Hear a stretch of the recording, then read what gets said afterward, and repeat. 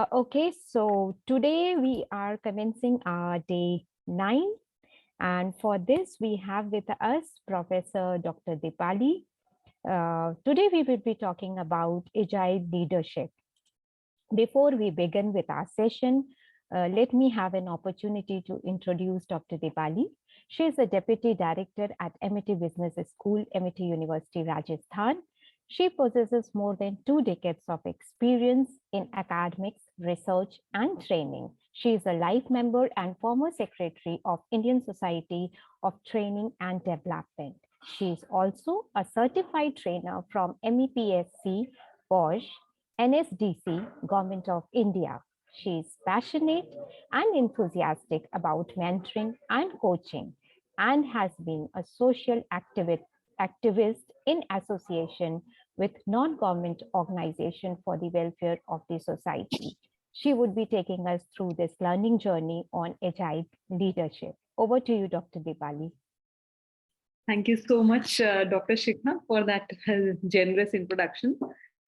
And at the onset, I would like to extend welcome to all the participants present here. And it's a pleasure to share the same platform with you. And I'm equally thrilled to get along with you in the journey of mutual exchange of knowledge. And I'm really fortunate that I got this topic of agile leadership, which has been a topic which is quite close to my heart as well, because this is something which is kind of need of the hour. You cannot even think of creating a sustainable and a resilient organization without the property of agile leadership if you do not have that into the organization. So, with that note, I would like to share my screen. I would request the IT team to provide me the rights to share. Maksud, Ma'am, you have rights, ma'am. Please, you can see and share screen button. The green button. Yeah, it is there, but it's not coming. Who can share is host only and all participants. So it's asking for that option. If you can just check once again.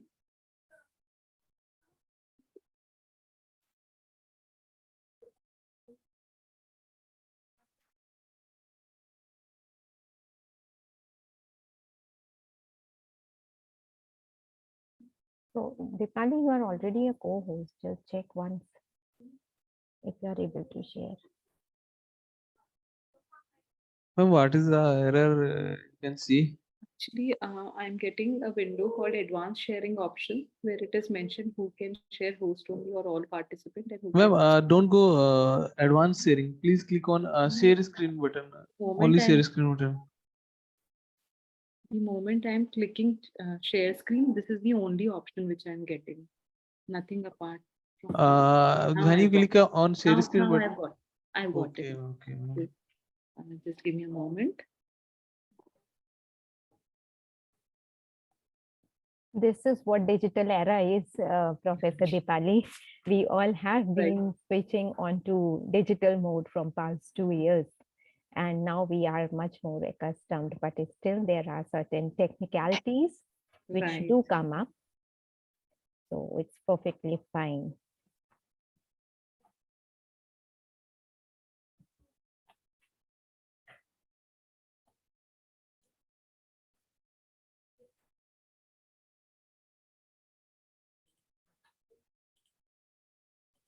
Yes, it's there. Perfect. So I hope my screen is visible. The PPT is visible. Yeah. Thank you for confirming. So before I begin with agile leadership as a topic, I would just like to ask from the audience themselves that what comes to your mind when you talk about agile leadership, because this is something which has been talked about quite a lot, and it is need of the hour. As I started my own session by saying this, that without agile leadership you really cannot survive. When we are talking in a scenario, when the companies are operating in a scenario wherein there is lot of disturbance, lot of things happening every moment, things are unpredictable, So the dynamism in the environment can only be, addressed quite well in case if you have agile leadership in your organization. So if we talk about sustainability, if we talk about resilience of an organization, we cannot go away from this thought of creating agile leadership. So the entire purpose of why we are conducting this workshop about agile leadership is just to acquaint you about how you can bring agility into your leadership style. Reason being that, see, there is no rule of thumb of conducting a particular thing. There is no set equation, there is no set of defined rules that this is how you're going to work and this is how you are going to succeed, because the threats, the opportunities and the challenges that we are facing each day varies. So in order to prepare ourselves to overcome or answer or address the changing scenario, I think what is most required is that our inner self should be resilient enough. It should be built up so strong that we are able to face situations and we are able to resonate well with them. So the property of agile leadership brings this kind of trait in a person, wherein he is adaptable to things and he is able to resonate quite well with the changing scenario or the changing opportunities or challenges which a person faces. So any other thought amongst the audiences, if you're getting any other thought related to agile leadership, how would you define it?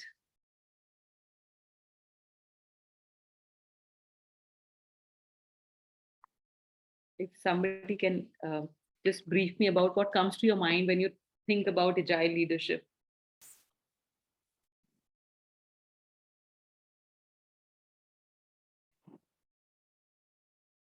Okay, well, because we haven't started, so maybe we are yet to discover that what falls in the lap. So let's begin.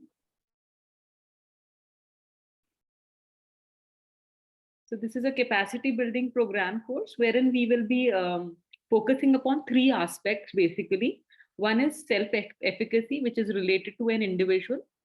Second thing is about functional efficacy, which is related to the team behavior, how a person behaves in a team, how a person reacts in a team, and how the team should be led or motivated so that we can bring efficacy into the functional aspect of the team. And then these things cascades down to the organizational efficacy. So these three things are interrelated, which begins from individual trait to the team trait and then finally to the organizational efficacy. So these three things or three aspects are something very crucial which we need to talk about, and we'll be roping them and weaving the thread around these three components. Right. So when we talk about self-efficacy, we will be focusing upon things which are related to your own self, wherein we are talking about understanding self, which you must have already gone through this session, this workshop, a beautiful one, wherein you are, understanding your own self. You are trying to see that what all things you are good at. We must have been doing SWOT analysis quite often on about our own self, and we are able to somehow very well discover that what are our strengths, what could be the possible weaknesses, how we can overcome those weaknesses. So we have been doing that process throughout the journey of life. We keep on evolving day by day. So that is all related to self efficacy, wherein we are understanding self, we are creating a vision for our own self, we are setting our goals, we are trying to relate those goals to the big picture, which is a holistic view of the whole scenario. We manage our time. We have developed over the period of time about the art of asking questions. We are developing creative thinking capability into our own self, because without that you cannot actually survive in today's scenario. Then breaking down unconscious bias and personal financial management. So these areas are related to self efficacy. Then we talk about the functional efficacy, wherein we are talking more about the team traits, that how in a group, how do you function. So here we will be talking about emerging potential of data analytics, because we are talking about the digital teams, and we are talking about agile leadership also in the digital scenario. So how agility is instrumental in somehow facilitating you into moving forward in the digital scenario. That is what we'll be discussing here. So the emerging potential of data analytics, the research projects, because now if you're working in teams, you need to have projects wherein you have experts from different domains. These functional efficacy undoubtedly transfers into the organizational efficacy, wherein you talk about things related to the organization. When we talk about the organization culture, the climate in the organization, how do you manage change, how do you understand others, how do you work effectively in teams. So all these things would be coming in the purview of organizational efficacy, right? So this is going to be the flow of our workshop for next 90 minutes. So we'll be setting the context initially by defining that what is being agile. How do you define the word agile? So just giving you a brief context about it, maybe you will be in a better position to register your remark as what agility means to you. Then next we'll be talking about the benefits that agility provides. And as I told you that it is the very survival question for a person or for an organization these days. So you will have so many benefits cascading out of the definition of agility. Then the challenges that you might face in order to convert your organization into an agile organization, or maybe converting yourself into an agile leader. What all the challenges that you face. Then the next section of the workshop is going to be really, really interesting, wherein we will be talking about how to develop agility. This is the core crux or soul of the entire workshop, wherein we will acquaint you about developing agility, where you will be talking initially about your own self, then about the team, and then the 4 levels of agility. Right. Then we will be discovering 3 scenarios and looking ahead for your call for action, that what would you learn out of these whole thing, and what would be your action once you are acquainted about this property of developing agility in yourself. So what would be your next call for action? How can you be a better version of yourself? Things like that. And the top 5 tips and further readings. This is how the flow of the workshop is going to be in the next 90 minutes. So again, setting the context, and my question again remains the same for you, that what is your perception of change? Let's not talk about agility, but at least what does change means to you? If I talk about change may be at your personal level, it might be at your professional level, it might be a change in your career or anything. But how do you perceive change as a common word?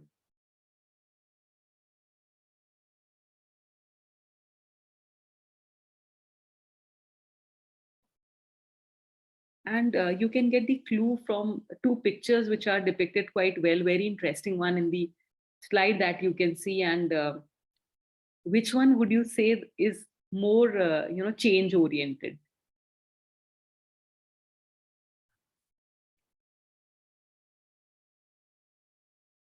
Mio, I think you want to say something. Please, could you unmute the mic? Yes, the second one, I think. Yeah. Now you are audible. Yeah. It's nice to hear from you. Yeah, please go ahead. Yes, yes, the second one. So we have to choose. So second one is we should use the agile methodology. Okay. We should use the CHAI methodology. This is what you're Yes, saying. we have to change the decision making. So if we born is a big strong. Right. But before deducing that, what we need to do, can we define what change could be? What does it means to us?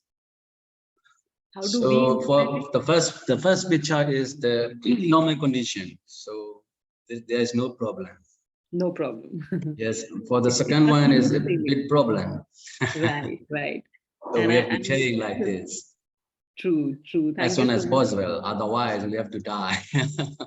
Yeah. Okay. Do or die kind of a situation. Yes. That's true. Yes. And I'm getting similar remarks from Fatima, wherein she's saying smaller boat is more change oriented. Very, very rightly remarked, Fatima. Then Maclino Costa is saying the second one, the smaller boat. Fatima again says that change is moving from a certain state to an unknown one. Very, very rightly remarked. Here, it was something which was unpredictable. And as Pai told me that if you are not able to get a change done, or maybe if you're not able to resonate well or respond well to all of a sudden this turbulence coming into the water, you might die, right? So it is kind of our survival question, because with the pace with which technology is changing, things are changing, the softwares are changing. Do you think that we can ever have this kind of a blue ocean or a smooth sailing ship into our lives? It never happens. It never happens. So the only thing which is constant, this is a very popular saying. I'm sure you must have heard about it. Change is the only constant. So change always remains. That is constant. It won't vary. It will keep on happening. Whatever era you are into, whatever lifespan you have, or whatever it is, change always happens. So the same is being depicted in the second picture, that it is something which is evident that change is happening. And plus, you need to respond back to change. So we cannot avoid change happening. That is evident. It will always happen. Now, how do we retaliate to it? How do we respond to it? How resilient do we become? How do we resonate to it? That is what we need to learn when we talk about agile leadership. And that is how the thought of bringing agility into your personality comes in, right? Michana is saying that change is replaced. The way we acting now, the boat have to find a new way, okay?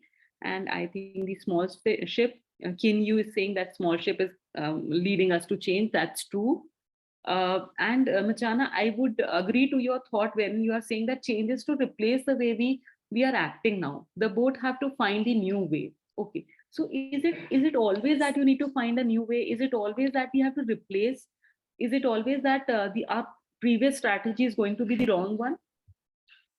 That is not a compulsion. No, that is not a base point. So there is a possibility maybe the whatever we are doing might be right in the direction. We just need to pace it up, or whatever it is. So it never says, the change never says that you always have to replace things. Maybe you have to do things in a better manner. Maybe you have to evolve over the time so that you can respond back to the change quite well. Okay, so these are the possibility. And I would request New to respond to this question. I think she was about to say something, and in middle of the thing, she somehow got engaged into some other thing. Okay. I think she's occupied somewhere. Anyways, so very rightly remarked, all of you. Thank you so much for your contribution, wherein you are all agreeing to the fact that the second picture about the turbulence of the waves coming and in the path of the boat, that is what is depicted by change. And change you have certain perceptions related to change. One perception which came out was that it is the question of survival. Second question could be, you do not know what things are going to happen, how it will shape up. It is unpredictable. Third perception is that we need to be ready for whatever comes in the way. There is no option left. If not, we'll die. So these are the certain perception which we have made about change. New, were you talking about something? You were about to contribute, I guess. Can we have your view?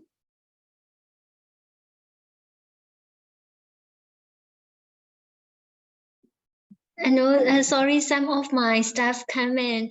She want my signature, so I give her. Sorry, Okay. sorry. No, that's fine. Okay, so moving forward, there is one scenario, one case which I would like all of you to think upon.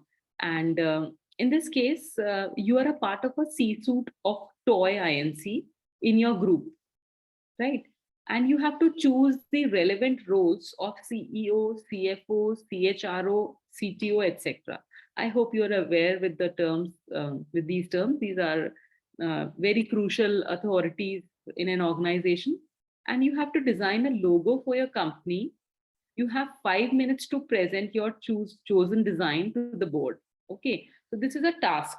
Now the task is that you are one of the topmost member in the Toy Inc. and you have all these roles at your purview, and you are given a task of designing a logo for your company, right?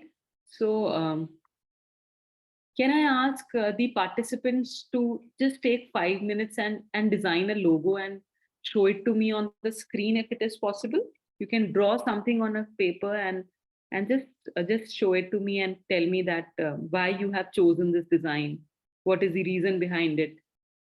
Because it's a toy company. So based on that, you have to design a logo for your toy company. So can I have a thumbs up from people if they are okay doing this? So that I can get to know that how many of you are willing to do it and present here with me.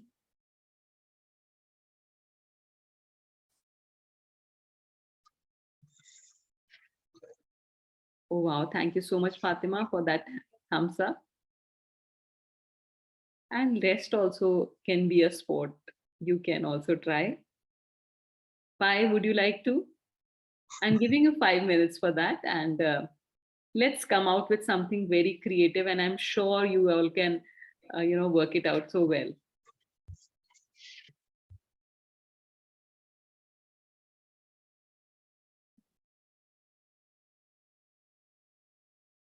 Can you try that? Fatima, I'm really happy. I'm glad that you're doing it. So you can start designing a small logo. It will just take 5 minutes time, and it's 11:26, and at 11:30 we can discuss the logo. I think New is already doing it. She's taken up the pen and paper and she started doing it. That's the spirit. So we have to draw the logo. Yeah, of In a logo, toy. there are a lot of aim and ambition. Yes, according to our role. Huh? Yeah, yeah.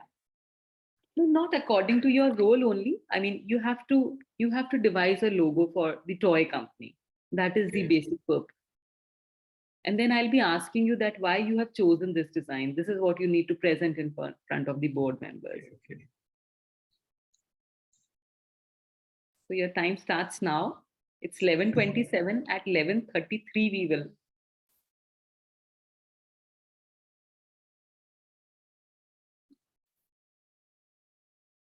Good morning, Dinesh. Good morning. How are you? I'm good. How about you? I'm fine, thanks. So, Dinesh, I have given a small task to the participants here to draw a logo of a G. You are a G suit of part of the company, or it's a toy company, and you need to design a logo for a toy company, a small one. And then once you have drawn it, you'll have to justify that why you have chosen this as a design and what comes to your mind when you think about designing a logo. Sorry, I couldn't understand well what you. Yeah, the task is, Dinesh, you have to design a logo. It's a toy company, right? You're working as a part of C-suite of a toy company. You are on some crucial position, the top shot, and it's a toy company. You have to design a logo for your toy company. So what could it be? So you just have to pull out a paper and a pen and you have to draw a logo, whatever comes to your mind, keeping in mind that it's a toy company. You can write a small line also along with the logo. And then I will be asking you that why you have drawn this one, what is the purpose behind designing this kind of a logo. If you can just give it a shot. You're muted, Dinesh. Dinesh, if you could unmute the mic, we are not able to hear you.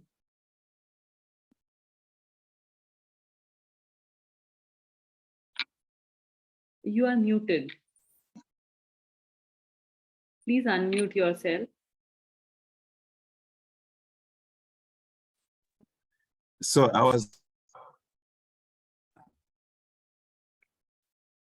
was asking if can it be for a family company, for example,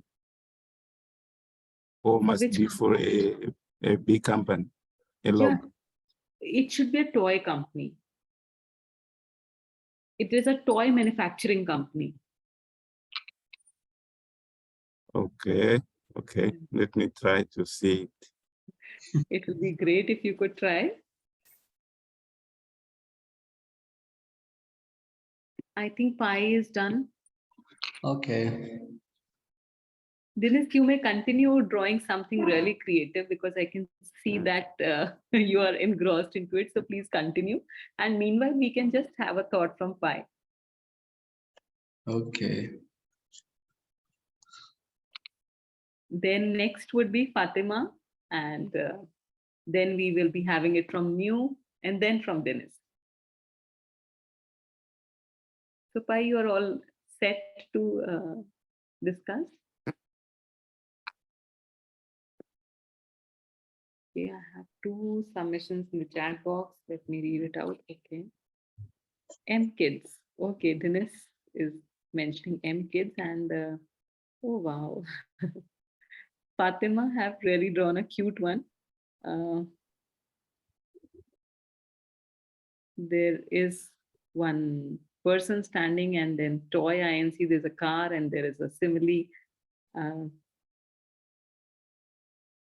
So Fatima, if you can unmute and tell us that what does that signify? What made you choose person standing and then a car and then a smiley? Okay. Good morning, Good everyone. morning. Good morning, Fatima.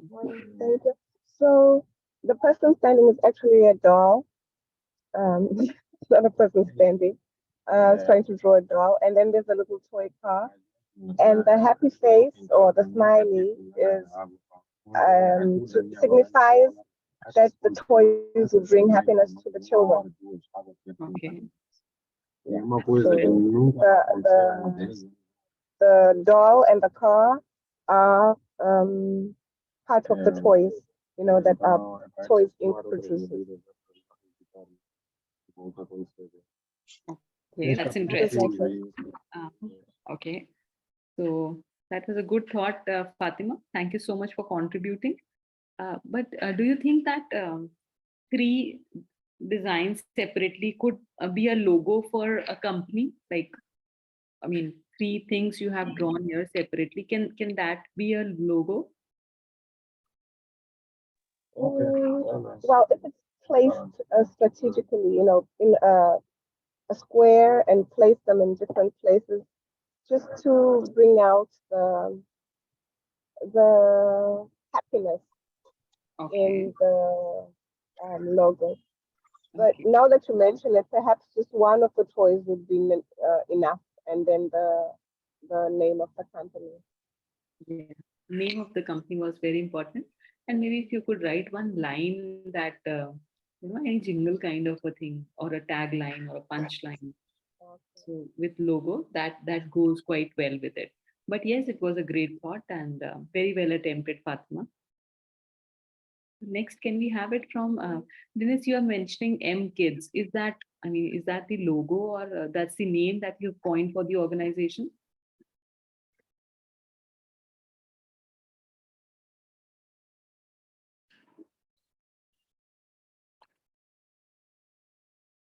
Sorry, can you repeat so? Sorry? Can you please repeat the question? I was just asking that M Kids, you've written here M Kids, right? So is that Yes. the logo or is that the name of the company? Sorry, I misunderstood. I put the name of the company. Okay. Okay. No worries. Though we were on the task of designing a logo, which was a creative design. But anyways, if you contributed this way, I'm really curious to know that why it is M Kids. Okay, thank you. You know, why have you mentioned the name M Kids? What does Sorry? M signifies? What does M symbolizes? Mozambique kids. Okay. It's for Mozambique kids. Okay, it's for Mozambique kids. Okay, Yes. great, nice. Okay. Thank you so much. Pai, can you just tell us what was the logo that you have designed?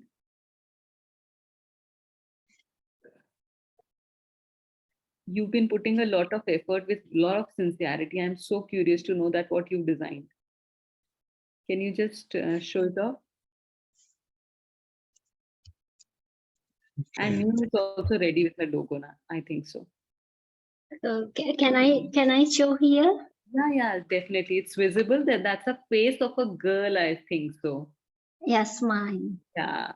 She's So I smiling. think so. Every children, if they receive the toys, they are happy. So Okay. yeah. So for this mini, I would like to use this one. Yeah.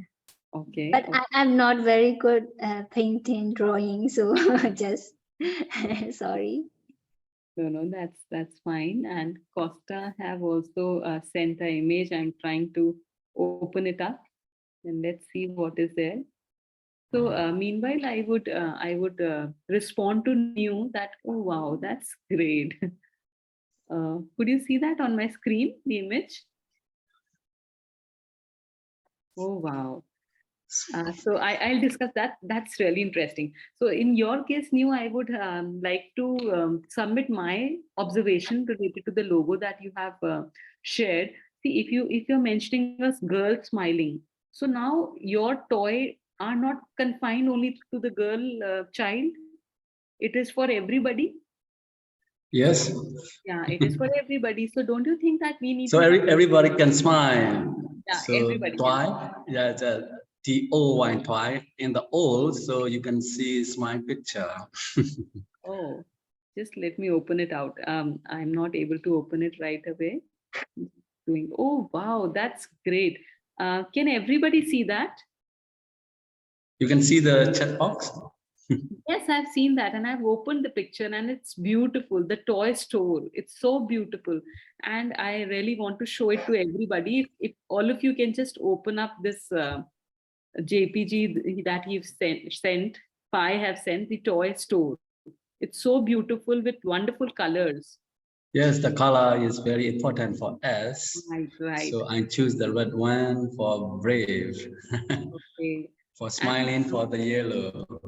Oh, Maybe you can put your company name yeah, on the top of the toy store as Sisud Company and so on. right. Or maybe you can call it the toy store itself. Maybe that is Yeah. the name. That is the name itself. Because the way Yes. it is written, Yes. it is kind of, a Yeah. USP. It is kind of a copyright you can take for your design. So Yes, that's we can check. We can change as like as our design, right. color, and other text and so on. Right.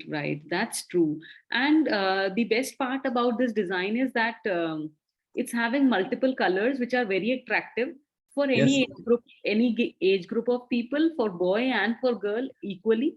So that is what you have kept in mind, I guess, while you have designed this logo. Is it so, Pai? Yes. So how would you relate to this logo? I'm giving you 2 minutes to justify your logo. It's a beautiful one, no doubt. Yes. So tell me, how would you justify this logo, the colors and the theme? Yes, the color for the red one.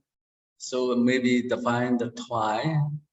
The second one for the beauty. So I use the color is the yellow and the pale yellow.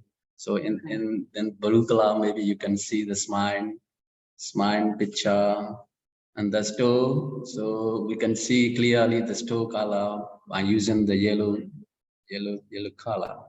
So like this, we can change and we can adjust as like as this frame. Very true. And Yeah. If we choose this suit of toy, maybe we can type on the above of the toy store. Maybe we can type the suit of toy company. wow, that's great. And I have also received one more interesting image from Marcelino Di Costa, if I'm spelling it right. Yes. So that again is a very interesting image wherein there is a sun, there is a person, there is a kid who's having something in one hand, and S is written on his body, maybe symbolizing a Superman, and that kid is sitting on a car. Can you all see that image? Again, that seems to be very interesting, and I'm so curious to know that what is the reason behind this logo? What does it symbolizes? Can we have you? Can you speak up for this logo? Yeah, thank you. Good morning, everyone. Good And morning. actually, the sun is symbolizes a sunny day, Okay. Sunny days are happy days. And the doll is like a kid sitting on his car. And of Yeah. course, he wouldn't, in reality, a person cannot sit on the car, but it's like, just to make something different. And the kid or the doll is enjoying his ride. In his car. It should be in his car, but he's sitting on, but just to make something, different. And he's happy, he's raising his hand, meaning telling the other that, okay, I'm happy riding my car on a sunny day. So he should be going to a beach or somewhere. Thank you. Wow, wow, that's great. And what does S stands for? What is S? Come in again, please. What is S? You've also mentioned S on the doll. The letter S. Oh, okay. S like a superhero. Okay. So he's wearing a t-shirt or so, but with a superhero. Okay, that's great. That's great. So it was really fantastic to hear from all of you. And you were quite imaginative and creative while you were designing a logo. But there was one common thing amongst all the logos that were designed. And can you tell me what was that common thing? That was common to Pi also, that was common to Marcus also, that was common to New also. So what was the commonality in all the logos that you have proposed?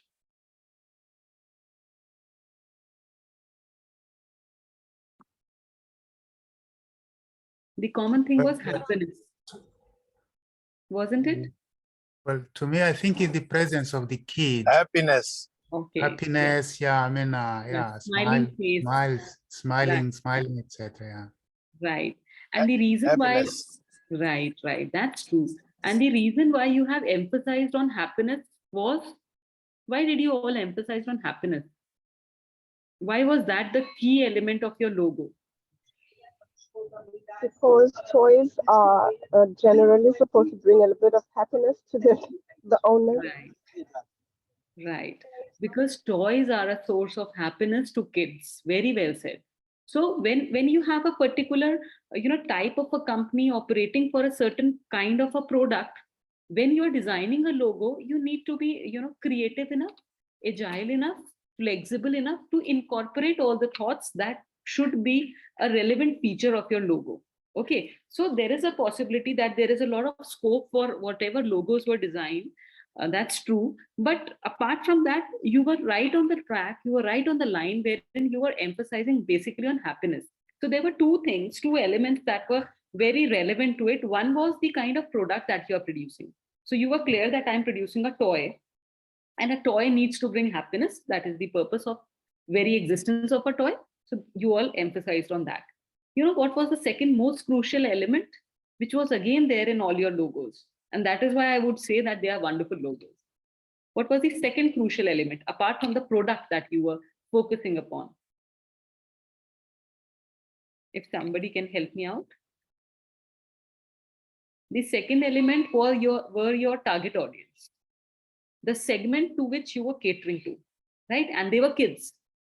They were kids. So that was the reason why Pi chose colors like red, blue, yellow with a smiley on it, because that fascinates kids, right? Then Marcus chose the sun. There was a doll, because that again is relatable to the kids. So every logo that you have talked about was very much related to your target audience. And that was the beauty of your logo. And that is what keeps you on the track. So whenever we are designing something, logo or anything for our company or a jingle also, in that case also you must have always related to the segment or the target audience and the kind of product that you are producing, right? Now what happens when we talk about change in the scenario? We were talking about change, no, in our previous slide. So let's bring a little twist into this scenario wherein we are talking about the change. So are your logos change ready? Are you able to incorporate the changes that are happening? So when I'm talking about change, I'm talking in terms of a toy company, firstly, and I'm talking in terms of, the properties of kids to whom you are catering, right? You're giving toys to the kids. Am I right? You are catering to the kids, no? So do you think any kind of relevant change that have come when we talk about kids, that should be a feature of your logo? Is it so? So Pai is giving me a beautiful smile and he has something in his mind to share with us. Can we have it from you, Pai? Any change that you have recently witnessed, or you can sense it out that kids of nowadays, or maybe of this generation, would be, fascinated by this kind of a thing, and that should be a part of your logo.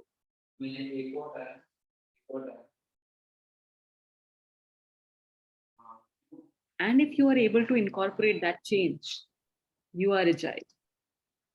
You are able to touch the hearts of kids. You are able to connect well with them. You are able to communicate well with them. And that is what will make you bring a lot of success to the organization. Because we need to sense it out that that is required by the kids. Maybe they might not, go for a superhero now. They might go for any robotic kind of a thing, or maybe a Terminator or anything like that. Maybe there are kids who are now not so, so soft kind of kids wherein they are just looking for a smiley. So in case if you are able to adhere to those things, those needs, that is what brings agility in you. And those needs keep on evolving, they keep on changing. So that's what I told in my opening remarks, that you do not have a formula. You do not have a set of rule, a thumb rule for addressing the change. It's entirely your creativity and your vigilance that helps you sense out that what is required and respond equally good to that. I hope I'm making sense to you. If yes, then please give me a thumbs up. That will keep me motivated. Yes, you are. Thank you so much. So that was, yeah, thank you. Thank you. Kevish is also writing yes, and Marcelino is also writing yes. Thank you so much for confirming and affirming. So that was the reason of this activity, why we conducted it, that we need to be, agile enough to sense out that what is required. And if we are able to communicate or translate those requirements into our work, the work was to design a logo. We are successful enough. We have already, we won the battle in that case. Thank you so much for confirming, Ernesto and Kinyu. Thank you so much. So again, we had scenario 2 in a similar fashion, but already we have invested a lot of time in the previous one. So I'm not doing it exactly, but just let me read it out for you, that you are a creative agency that is designing a logo for Toy INC. All of you enjoy working collaboratively and enjoy bouncing off ideas. So you have 5 minutes to get into the huddle and discuss. Go ahead and design logo. Now this particular scenario was about a team activity. Earlier, the scenario which you have cracked up was an individual thing. You did it on individual ground in case 1. Case 2 talks about, again, you have to design a logo for a toy company, but in a team. Though I'm not conducting this activity right away here because a few participants are only responding, and in that case, grouping you into teams won't be possible. But yes, do you think there would be a change in your logo or in your efforts if you're working into a team and then designing it? Will it be something different? Will it be a better version? Yes, of course, because Yes, we will gather different ideas and different opinions, and we would come out with the best one. Best one. That's so true. Yeah. And moreover, you are not catering to a single person here. You are catering to an entire group of kids, which is a huge segment, right? So if you do not have different opinions, one way opinion won't work. And it will always help you in improving. So if we had many more people, we could have conducted this activity into group. That's why I took the individual one. But you really contributed wonderfully. That was really great. So now you can see on your screen that we are talking about 2 structures. The one is traditional one wherein we are talking about hierarchy. The other one is agility. So agility versus hierarchy, we'll be discussing that. So do you think that hierarchy was a better form of working into an organization, and or is it agility, and why? And why? So before you answer, let me just browse you through what are the differences in both the structures. So when I'm talking about a hierarchical structure, you can very easily see that it's shown in the form of a flow chart here, wherein there is one person, the central authority, and then things are delegated and decentralized to 3 people, and so on and so forth. It goes down into the cascading layers, and it trickles down, the authorities trickles down. And the other picture that you can see is in the form of a spider web kind of a thing, right? So we are calling the first picture as hierarchy, the other one is signifying agility, wherein you have a flat structure, right?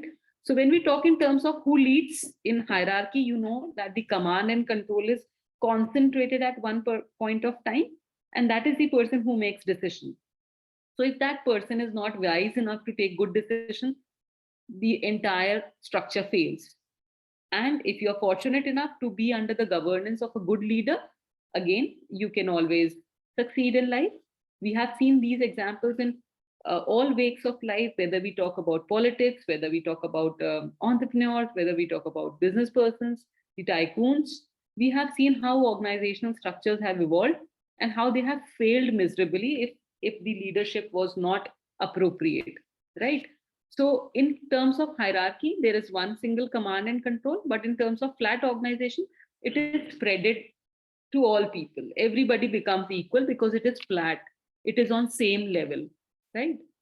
Then the focus in hierarchy is on 7 to 8 goals. Okay, so every company define its sets of goals and objectives that they need to attain. But when we talk about agile organization, they are typically one audacious goal, which is a bigger one, and you want to somehow attain that goal. Okay, so now let's relate back to the activity that we have done just a moment ago, wherein individually you are designing logo. And I asked you that if you are designing that logo into a group, would that be better? And all of you agreed to the thought that yes, that would be a better form of logo, because if we are designing in group, we have different opinions, we have different perspective from different people, and they would contribute quite well to it, right? So that is the beauty of working in a team. And if your team is equated at all levels, I mean, you do not have hierarchy or authority kind of a thing, you're more open to your ideas. You might not hesitate in sharing them, okay, because you know that everybody is equal. So again, that agility brings lots of flexibility and lots of autonomy, lots of power and authority to each individual. That's the beauty of being agile. Then what are the values? So when we talk about a hierarchical organization, the values are professional excellence, reliability, risk-free decision making, because you're not taking a lot of risk, it is always calculated. On the contrary, if we talk about an agile organization, the values are ownership and accountability. Whenever a task is given to you, whenever you are accountable to a project, you take the ownership of the project, and you feel like, you know, taking it to any direction, drawing it to any direction based on your capability. But the ownership remains with you. So if it is a failure, you own that failure. If it is a success, you own that success, you and your team rather. So that values percolate if we talk about agile organization. Then how does planning happens in hierarchy? We know that once in a year or maybe biannually, frequently there are board meetings, and people, the top shots, they sit together and then they plan for things. Or on the other hand, when we talk about agile organization, the planning is quite frequent because it happens on weekly basis or monthly basis, because things are changing and they're addressing to those changes. So you cannot, you know, be in that relaxed position that once in a year you're sitting and then you are deciding upon things. What would you do if there is an earthquake erupting like it happened in Syria?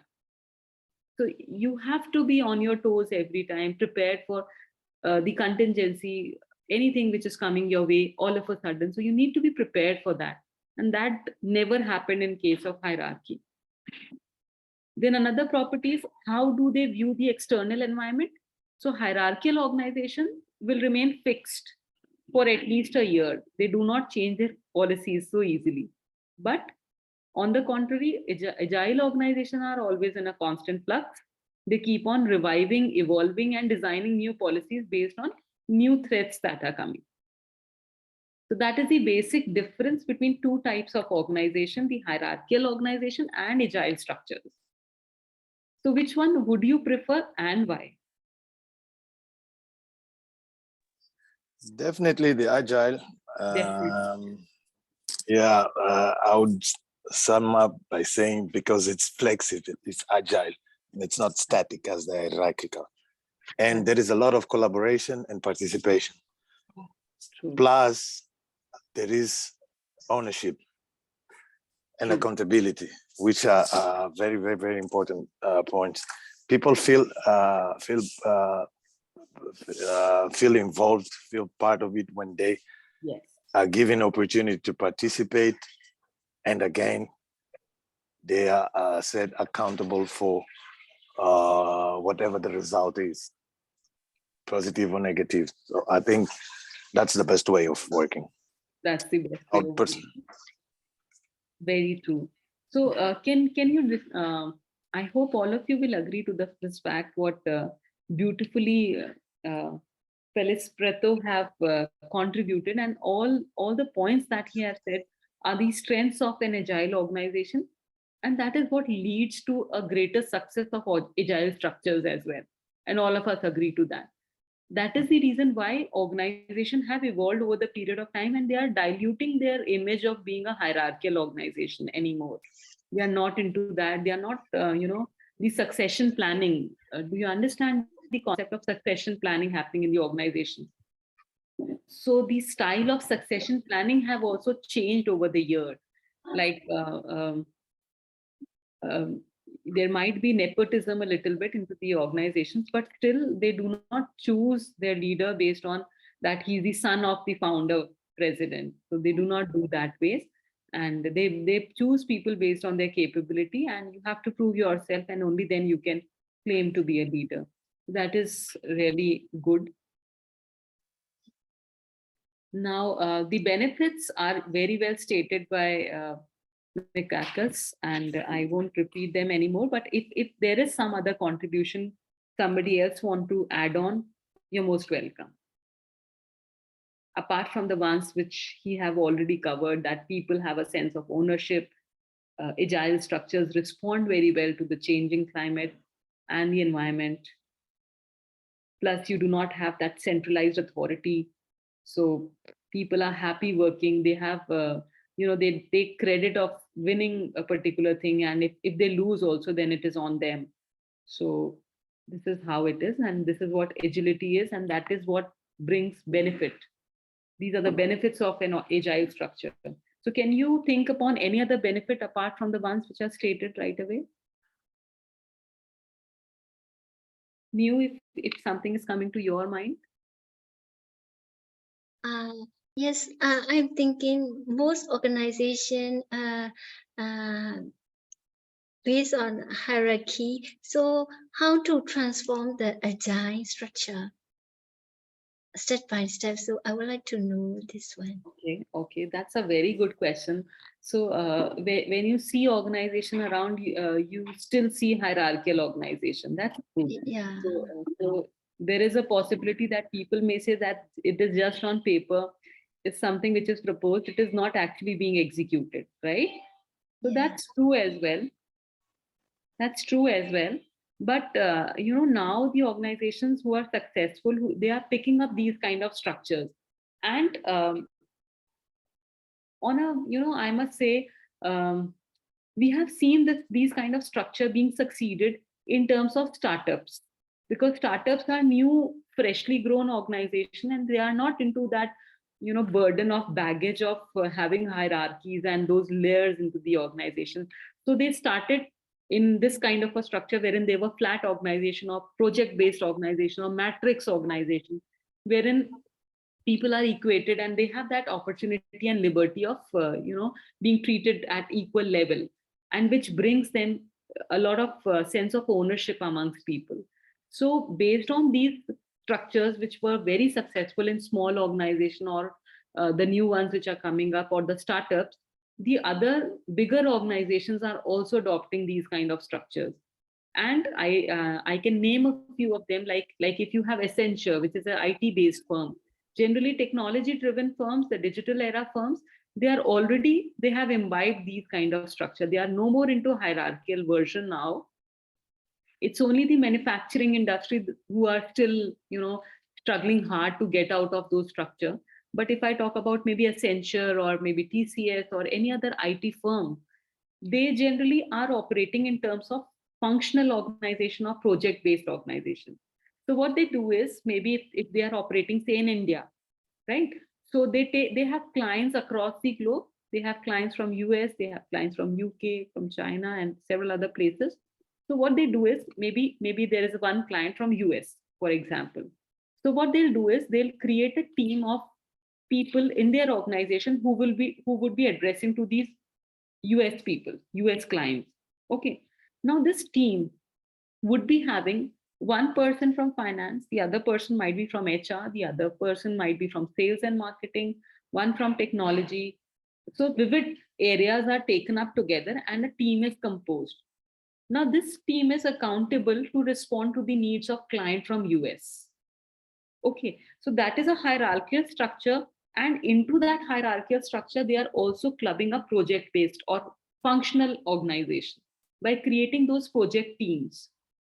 So these project teams are not permanent in nature. Once the project is over, they might dissolve. They may then work with another team of another set of people. That is happening. But this team culture is coming up into those traditional organizations as well. And those who are adopting it, those who are the early birds, picking up this idea quite fast, they are the ones who are gaining a lot of benefit out of it.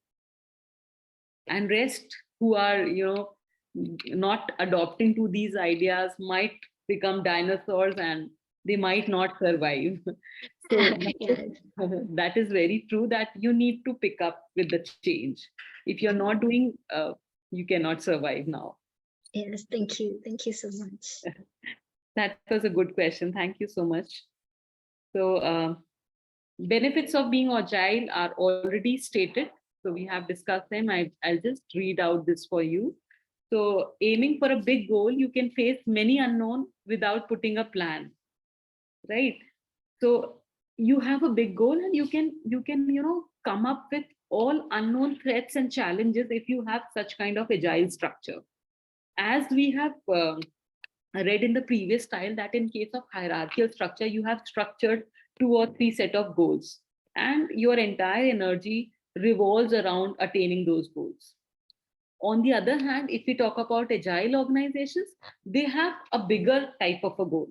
So for example, let me make it very clear to you by taking the same example, the toy one. Okay, so we were talking about a toy INC, it's a toy firm. Now, what could be the bigger goal of this firm? The shorter goal could be, if I talk about hierarchical structure, okay, so let me first talk about the hierarchical scenario. So if I'm a toy producing company and I'm operating still into that hierarchical structure, my possible goals could be, 1, to increase my market share by 10%.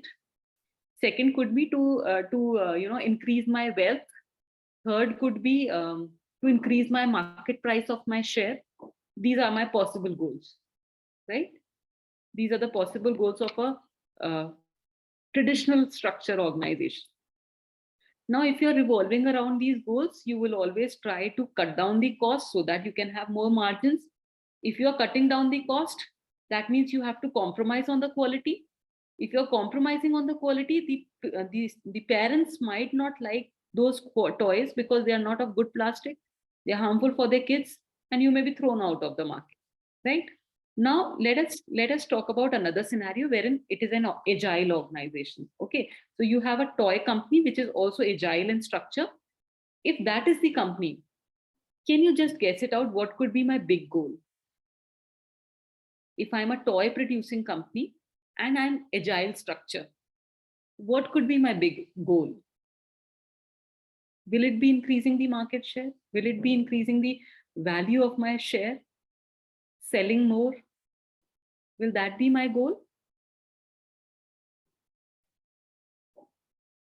If I am an agile structure, will that be my goal?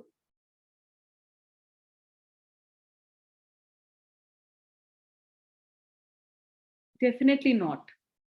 Because these traditional goals are something around which the companies used to revolve, and in the end, they do not sustain themselves. That is the reason why they are depleting from the market, because they are not able to address to the changing and evolving needs of the customer. So if I consider my company to be an agile organization and I am a toy producing company, my bigger goal would be to make my brand, a common name for all the kids and spread happiness in them, which your logo did, right? So that is my bigger goal. And if I want to attain my bigger goal, I'm not looking towards the small thing of cutting the cost or reducing the quality or decreasing my workforce. Rather, I'm looking at the big goal wherein I'm talking about spreading happiness, making people aware that McDonald's, the M for McDonald's stands for happiness, stand for family culture, because they had a big goal, that is an agile organization, and they were able to create a sense of brand amongst the customer. So whenever you think about McDonald's, you think about a family time being spent, you talk about happy meals, which creates and brings a lot of happiness to the kids. So there's no set pattern. They are not only working on their French fries and chicken nuggets, they are also working upon the kind of experience they want to give to their customers. So when we talk about an agile organization, it's more about what kind of experience you're giving to them. And in order to give them that kind of an experience, you're working day by day.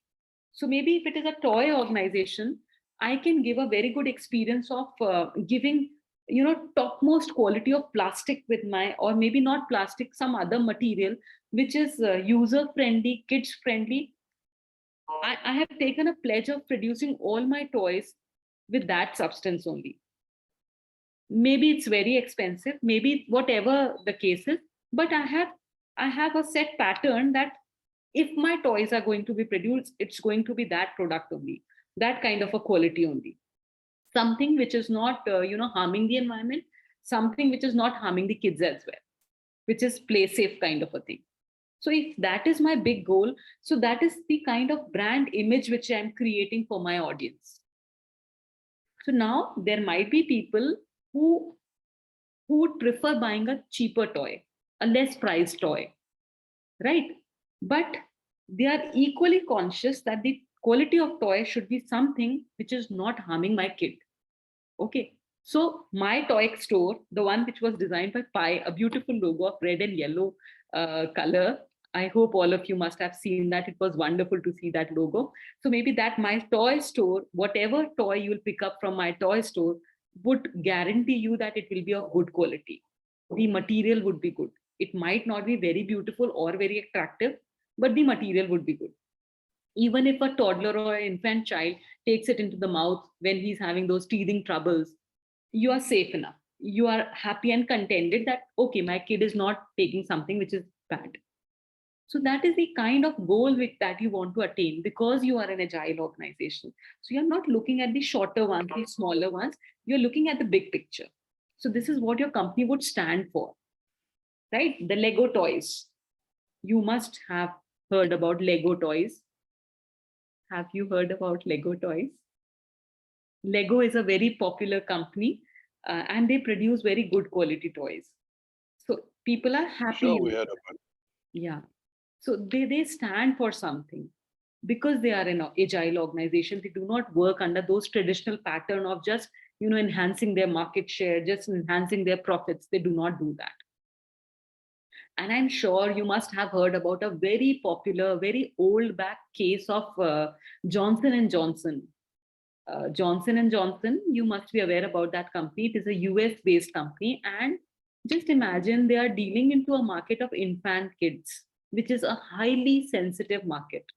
They produce soaps, shampoos, talcum powders, and products which are applicable to the infant babies. And you are very well aware how soft these people are. They're so fragile, they are so fickle, and you cannot apply anything on their skin because their skin is super sensitive, right? So just imagine the kind of audience that Johnson and Johnson is dealing with. But it have been a very trusted brand for years together, and still it is. And the reason why it is able to maintain its credibility is just because they have always responded to the needs. They do not had a shallow base. They were deep enough to sense what is required. And based on that, they had a very, it was a big incident which happened with them. There was a huge consignment of talcum powders which Johnson and Johnson had produced, and they have already produced it, packaged it, and they have shipped it off to the overseas, right? So that overseas consignment was received by the other countries.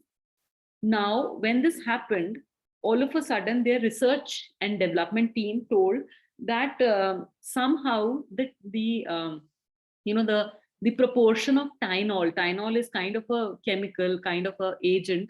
The proportion of Tynol have increased in the talcum powder, which we have exported or which we have shipped recently. It was a huge consignment. And let me tell you proudly that Johnson and Johnson was not afraid of what kind of failure or what kind of losses it might incur. They immediately call off all the overseas assignment, and they told them, you give us back our consignment and we'll give you the new one without charging a single penny from you. And they took it back, because had they done that, had they not done that, the product might have spread it into the market. And then if the quality deteriorates, people won't trust it ever. So it doesn't take a lot of time to degrade or tarnish your image, but it takes a hell lot of effort and time to build it up. So that is how an agile organization respond to the needs. They knew that if we'll call back the assignment, now it becomes a history. I'm quoting you this incident as a case, which is a proudful thing for J&J, Johnson and Johnson, just because of the reason that they were fragile enough to work back on things which went wrong. So there's no harm in admitting the fact, but at least the harm would have lied if you would have allowed that consignment to go and people would have suffered. So that would have been a very wrong move, and it would have tarnished the credibility of a brand like Johnson and Johnson. So these are the benefits of being agile. You become close to the customer. You always welcome the change because you are ready for the change every time. And in fact, if you do not bring change, people won't stay connected with you for a longer period of time, because the customer memory is very short. And it is not only short, rather it always requires change. They always accept and seek for changes. If you are continuing with the same boredom thing, they are not going to stay with you for a very long time. Then another property of being agile is that you are highly energetic, because you know that your systems are to be moved every time. So you are highly energetic, you are highly motivated, and you have a sense of belongingness. So you always, adhere to that sense of belongingness, and you shoulder the responsibility, you take the ownership if you are into an agile structure, and the results are fast. So that is how it is. And this was a study conducted by McKinsey, which is which conducts a lot of survey across the globes for various companies, and they came up with these kind of submissions that 30% of agile organization are close to the customer. They always welcome change. So this is a resultant of research conducted by McKinsey. Now we'll talk about very interesting portion, which was also a question of New, wherein she asked that most of the organizations are hierarchical in structure. How would we ensure that our organization becomes agile? So how could we ensure agility, right? So in order to understand that how can we ensure agility into an organization, we first need to see that what are the challenges which comes in the way of not adopting this structure. Fine.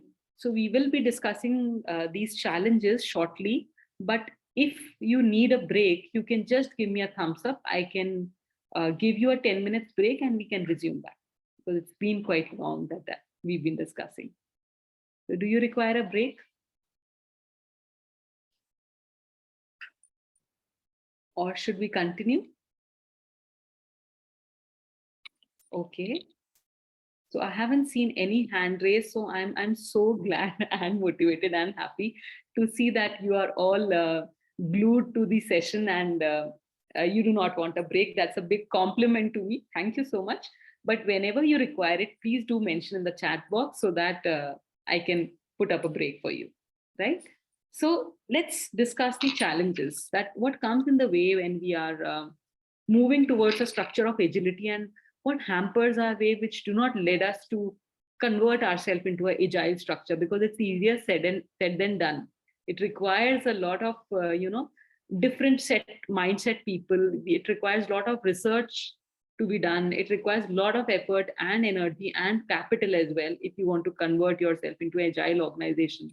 And as I recently stated the case of Johnson and Johnson, I told you that it took them a lot of losses to bring back the consignment. It was not an easy task, but they have proven over the years that they are agile enough. They are sensitive to the needs of their customers, and they will do everything which comes in the way, but they will not deter from their prime responsibility of giving this benefit of a wonderful product to the infants. That is what they have promised, right? And they're keeping those promises. So can I hear something from you in terms of challenges? What could be the possible hurdles or obstacle if you want to convert your organization into agile structure, or maybe if you can convert yourself into agile person? We are talking in both the terms agile organization and agile leadership as well. So if you want to be an agile leader, what could be the challenges?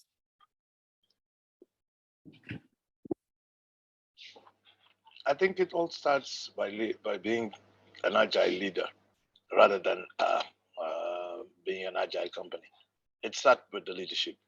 True. Even if it's a hierarchical structure company, if the leader is agile, things can turn and go to the right path, even though the company is hierarchical. But if the leader assumes an agile leadership and works in collaboration,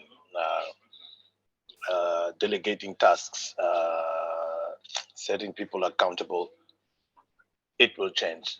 So for me, the leader is key. Leader is key. That's once there's and because a leader is a leader, the company will follow his leadership. So it, even though it won't change in the papers and etc., but the company will work and will work as an agile structure, even though being a hierarchical. So leadership for me is key here. And once the leader sets the tone, it is what it is. Very true, very true. Rightly remarked, Dennis, and that was a real eye-opener comment from your side, that if a leader is sharing this point of view, if he is of this thought, definitely the company itself would be transformed into an agile structure. Reason being that, as you rightly said, that maybe on papers things might not happen, but the way things are being operated would definitely matter a lot if we have somebody who's leading us and who is a person who's change ready, who's open in his point of views. So we require agile leaders, that's true. And only then a company can prosper and progress as well. But what are the challenges which comes in the way of being an agile leader?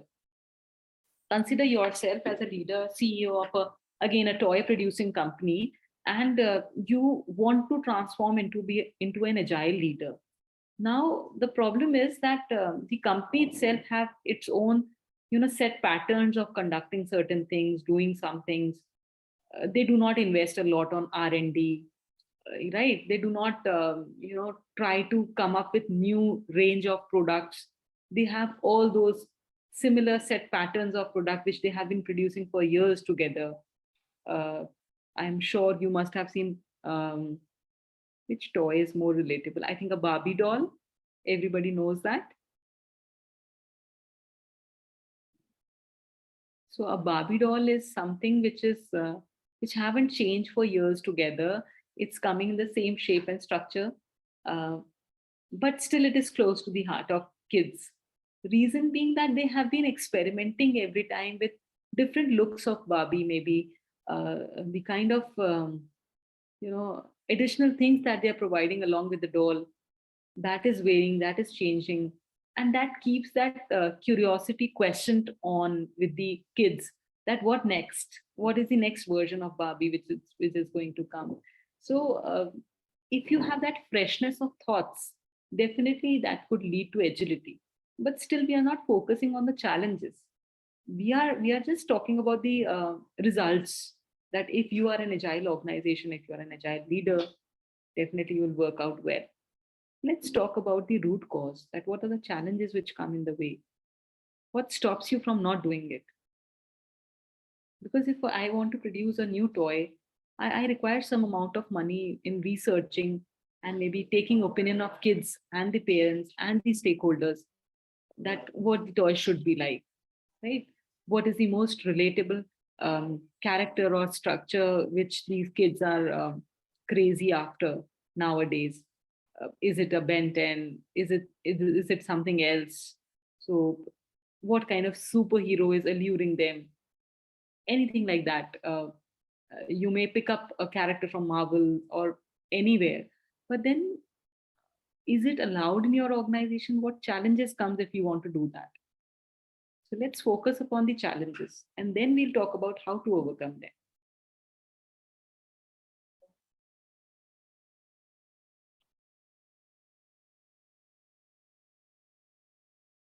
So what are the challenges in being agile?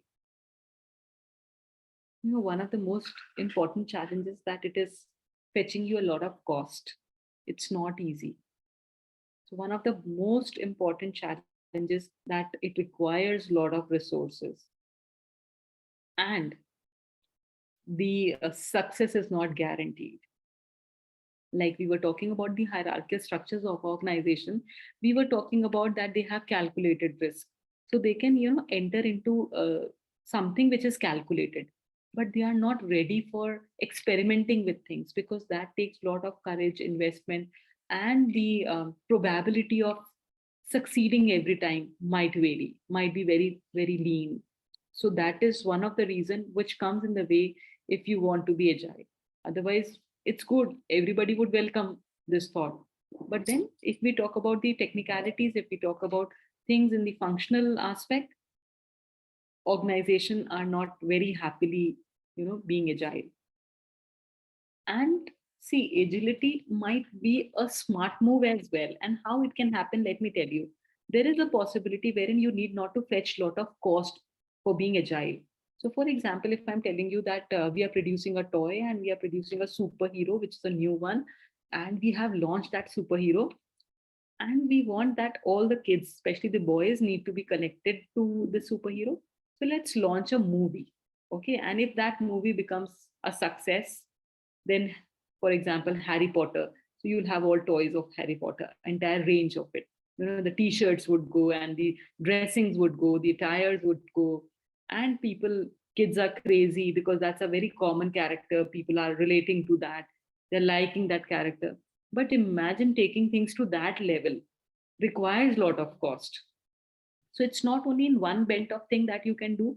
You have to be, answerable, or on your toes, or vigilant enough, or very active enough at different fronts. So if I'm talking about maybe a Barbie doll, so you do not want to change the toy structure, you want to stay with it. But that was a very smart, agile move, wherein they are not changing the doll production, that remains same, but they are changing the accessories that they are giving with that doll. Maybe they have created a entire new wardrobe section for the doll. Everything is sportswear. Then there is another section which is wherein everything is party wear, or maybe based on the new trends of clothes that are in the fashion which is coming in, or maybe you can have a lot of beauty products with that, wherein you can apply a nail paint to the Barbie and you can apply a lipstick to her. So that is again a smart, agile move, wherein you need not to change the entire product. You can also build around it. And that's a smart one, because in that case, you will be able to save your cost as well. and still be on agility index. You can rate high on agility index as well, because you have smartly chosen things. Okay, one more example could be, maybe if I'm producing Barbie and it is available in US market, people like it very much. It is available in Indian market, people like it there as well. So maybe you have discovered a new territory. You want to supply that product in Ghana also, in Africa also. And that's a new market that you have discovered. So you do not have to spend a lot in designing a new product, but yes, you have to spend a lot on the supply chain, on the logistics, and working out into that market. That's a new market which you have built up, right? So agility is not in one direction only. It's not compulsory that you need to change the product, but you can be agile enough in responding to different market needs as well. So you have to be, very clever enough, very sensible enough to identify that what could be the profit question, when we can save our cost and at the same time we can go for a change. So these are the challenges which comes in the way when you're looking for being agile. One is transforming the culture and ways of working. That is something which is really difficult. See, because every culture has their own set pattern of working. They do not know how to, transform themselves, and they are not ready for change. I hope everybody must have read some physics at certain point of time, and you must have read Newton's law of inertia as well, which says that any body which is at rest do not want to come to a change, or you do not want change. That is the reason when you're sitting in a bus, you're traveling in a bus, and all of a sudden the brakes are put on and your body comes in front, it leans, because your body is not ready for that brake. It was already into a certain motion, so it always wants to be in the way it is. They do not want change. So that is the reason why people of different culture, they do not want to transform. So you have to, establish a kind of mindset among people. Only then they would be accepting change. So for example, it comes to my mind, if you've heard about Kellogg's cornflakes. You've heard about that? Kellogg's cornflakes. Flakes. Okay, cornflakes. Oh, sure. Yeah. So cornflakes, when they were launched into the Indian market, let me tell you how it happened. It's a very interesting story, and it is about agility. It is definitely about change. So Indian culture is not, very much used to of these flake kind of breakfast. We are more of, we eat more of oily stuff, parathas, and we eat samosa. I do not know how many of you visited India, but yes, we have a different typical style of eating. And those things are very, heavy. They are very oily things, and that leads to a lot of cholesterol deposition. That is the reason why many people have cardiac issues, and they're diabetic as well, because we eat a lot of sweets right in the morning, jalebi and all. So that is the kind of eating habits which Indian people possessed, right? Now this company, Kellogg's, it came to India, which was a big challenge, and still they thought of establishing themselves, because what they did was they tried attempting changing the mindset of people, which was culturally connected, right? Our culture used to tell us that in morning we will have these heavy things, that's okay. That's a good start of the day. But then with the passage of time, there were certain awarenesses which were created, maybe by people who were health conscious, maybe by the doctors, maybe by the medical staff, maybe by the company itself, wherein they were running such campaigns. They used to tell us that if you are having a high fiber diet right in the morning, which is light and high in fiber, then it takes you up very well for your day. You do not get these heart stroke or cholesterol deposition kind of things. You remain healthy. This is a healthy way of eating. You need to switch on to this. And if you're adding milk to the flakes, it will become more nutritious. If you are adding nuts to it, if you are adding fruits to it, it will add to the taste. It will be more nutritious, and you would love consuming it right in the morning. And that's the perfect start of a day, rather than having a paratha or any other cuisine, that kind of a cuisine. So that was how they have transformed the culture, the mindset which people used to possess for pretty long period of time, wherein they never thought about starting their day with a lighter breakfast. And another most important thing was how they connected with the culture. Was that was the time when we were shifting from joint families to nuclear families, and we had more of people working into the metro cities. So now it was just the husband and wife living together. They were not living in a family. Both the partners were working, so they do not have time to cook. Otherwise, Indians are very fond of cooking. So they do not have much of time to cook. So again, Kellogg's used this benefit, and they told that you do not have to cook it. It's just instant. It's just ready to eat kind of a thing. So that thought also clicked a lot of people, and they started consuming flakes right in the morning. And this is how over the period of time it evolved, and it became a regular feature, which with majority of the population, at least the ones who are educated and who are health conscious. And then it picked up market like anything. So not only the flakes, the bakeries became very popular. Then people became crazy about organic food. They are looking for more of seed-based foods, baked things, cookies and all. So this is how the entire culture have transformed over the year. But yes, this transformation was not an easy task. It took a lot of energy, time and capital for Kellogg's to build this kind of a structure into India, which was a big challenge. So those cultural diversities, they hinder the path. But just in case, if you are able to strike the right chord, you won't look back. You have a very successful journey, then it becomes a history then. What I'm stating to you in terms of Kellogg's. Similar thing happened with McDonald's also when they came to India. So it was not very readily acceptable by people, because they used to have portion of beef and pork into their servings, which is not something, our religious sentiments are hurt by such things. We do not consume. So it's like, and majority of the population in India is vegetarian. So again, relating to that culture became difficult. But see now, things have settled down. These big organizations were agile enough to transform the culture, the way of thinking of people. And now people have accepted them like anything. They take their entire family to McDonald's. They celebrate birthday of their kids in McDonald's, even if they are vegetarians. So they have started trusting the brand. But for that, you need to invest a lot, right? Then another challenge is lack of leadership and talent. That is another challenge, because you require a hell lot of talent in you to convert yourself into those things. Everybody cannot take that smart move of sensing the opportunity right and responding it right, because there is a possibility that you might fail. So that failure quotient is also quite high in this case.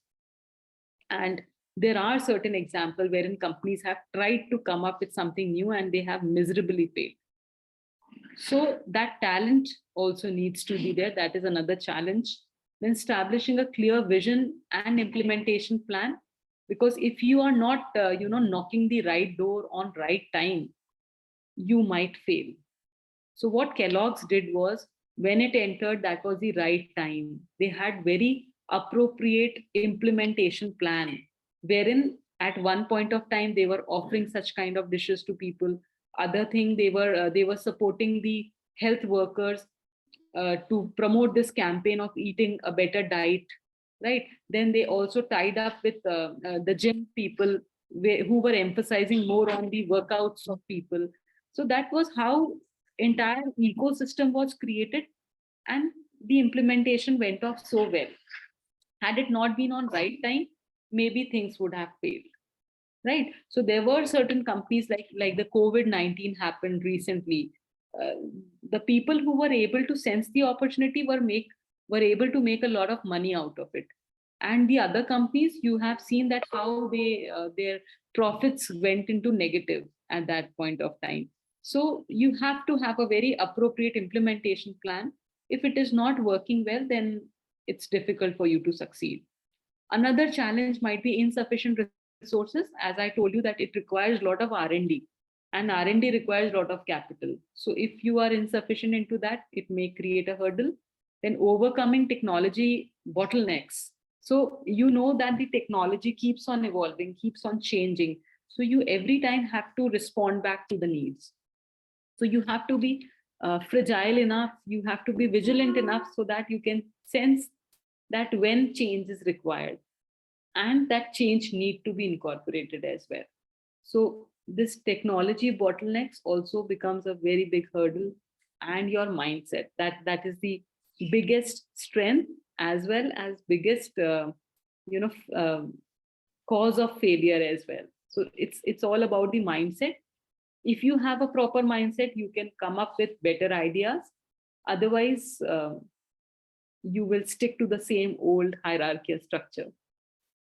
So these were the probable and very intense challenges which a person might fail when he might face when he is transforming himself into an agile leader, or an organization is transforming itself into an agile organization.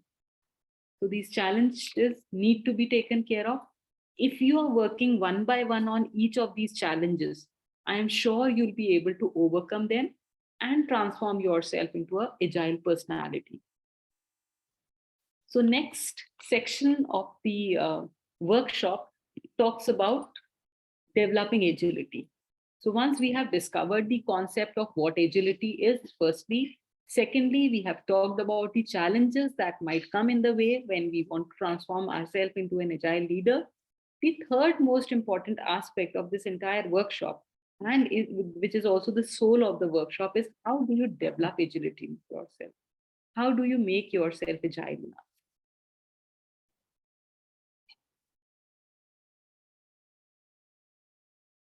Right. So now there are two circles here which you can see. One is you, the other one is team. They are separate entities. They are separate just now, at arm's length, at a distance. Now, what happens is, are you agile enough? How would you come closer to your team? How would you merge into it? How would you, become flexible and agile enough to accommodate every person of different character? So that is what we talk about. That is what we talk about when we talk about how agile are you. So let's discover that are you an agile personality or not, right? So here we come with a scale, and I have a small task for you, wherein you would be able to discover that how agile you are. You have to rank yourself on a scale of 1, 2, 3, and 4. You have to give yourself these points. So you can pick up a paper and a pen and answer to these questions. The first question is how you think about leadership. What according to you is leadership? So the first component says that you focus on getting the right plan of action and solve problem as they occur. So whatever problem comes to you, you just solve them. Second could be your focus. You focus on strategy and outcome. You do not focus on problems. You just focus on strategy and what would be the outcome. That's the second option. Third one talks about you focus on inspiring vision and getting the right people to make it real. Okay, so your focus is on inspiring people to aim to attain the perfect vision which you have coined for them. Then fourth one talks about you believe you are serving your team by leading them, and they are helping you to become a better leader. So if you believe that you are serving your team, if you are serving your team by leading them, they are helping you to become a better leader. So out of these four options, which one goes well with you? Which one do you agree to? You have to give yourself those points, right? So for example, if I say that third is more relatable to me, so 3 is my score. Then I'll attempt the next question, how you lead team. Again, see all those four components. The one which is more closer to you, you give that point to yourself. Okay, so please pull out a paper and a pen and just think about these questions, read the option and give yourself a score. And please do it, because I will be asking you later on what was your score, total score. We'll add it on and we'll come up to a conclusion. Okay, so please do it.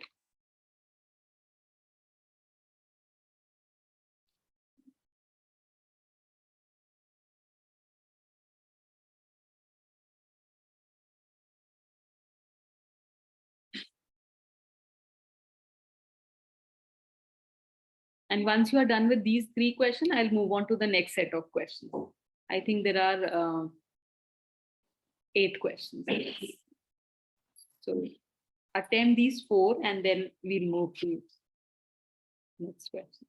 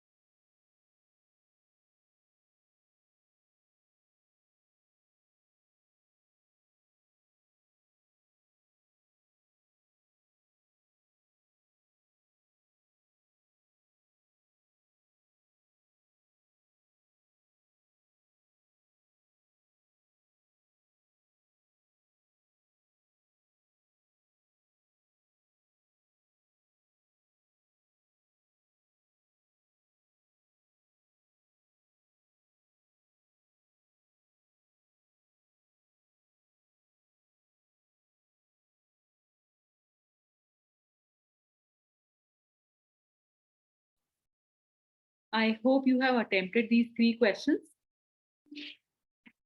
This is the next set of 3 questions. Please do give yourself a score.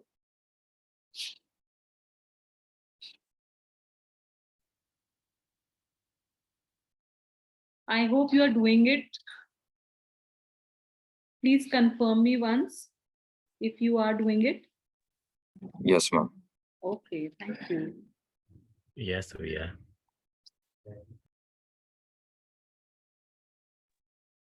So for the first question, I'll go with option 4. Okay, great.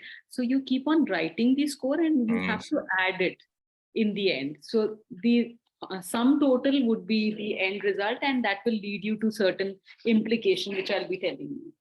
So just add on the scores. Understood. Okay.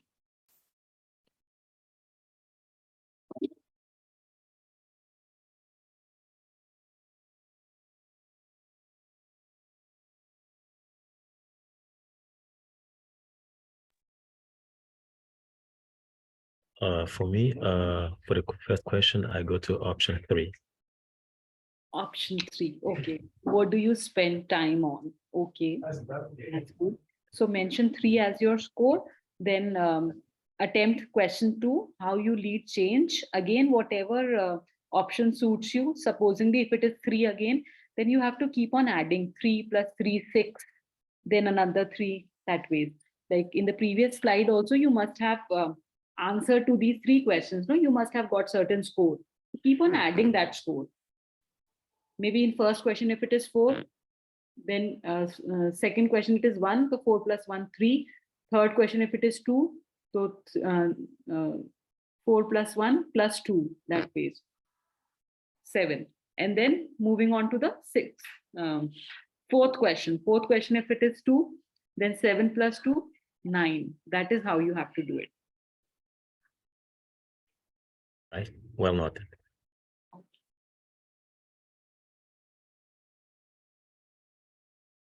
So I hope you've read these 3 questions as well. I can move on to the last 2 questions. Please attempt these as well, and then give me your total score. You can write it in the chat box. Can you please give us 30 more seconds on the previous ones? Yeah. Oh, so sorry. Yeah, please carry on. Please Just do. 30 seconds. Yeah. I'm sorry. Yeah.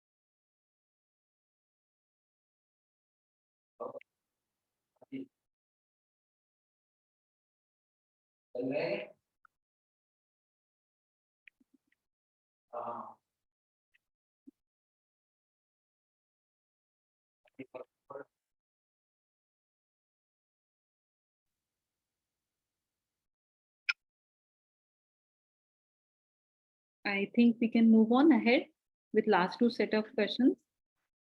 Yes. Okay.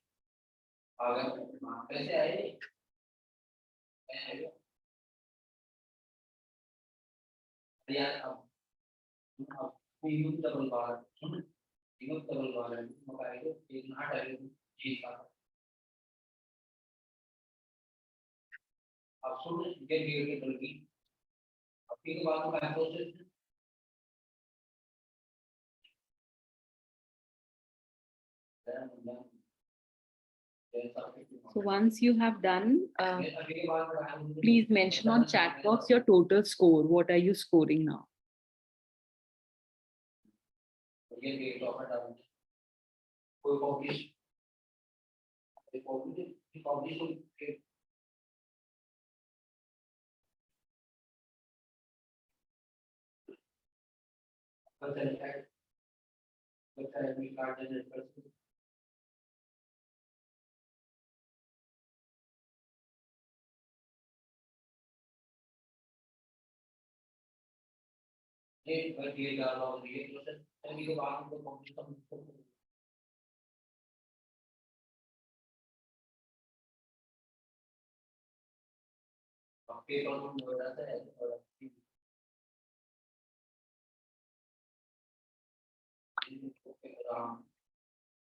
I can just see one score in a new scoring 11.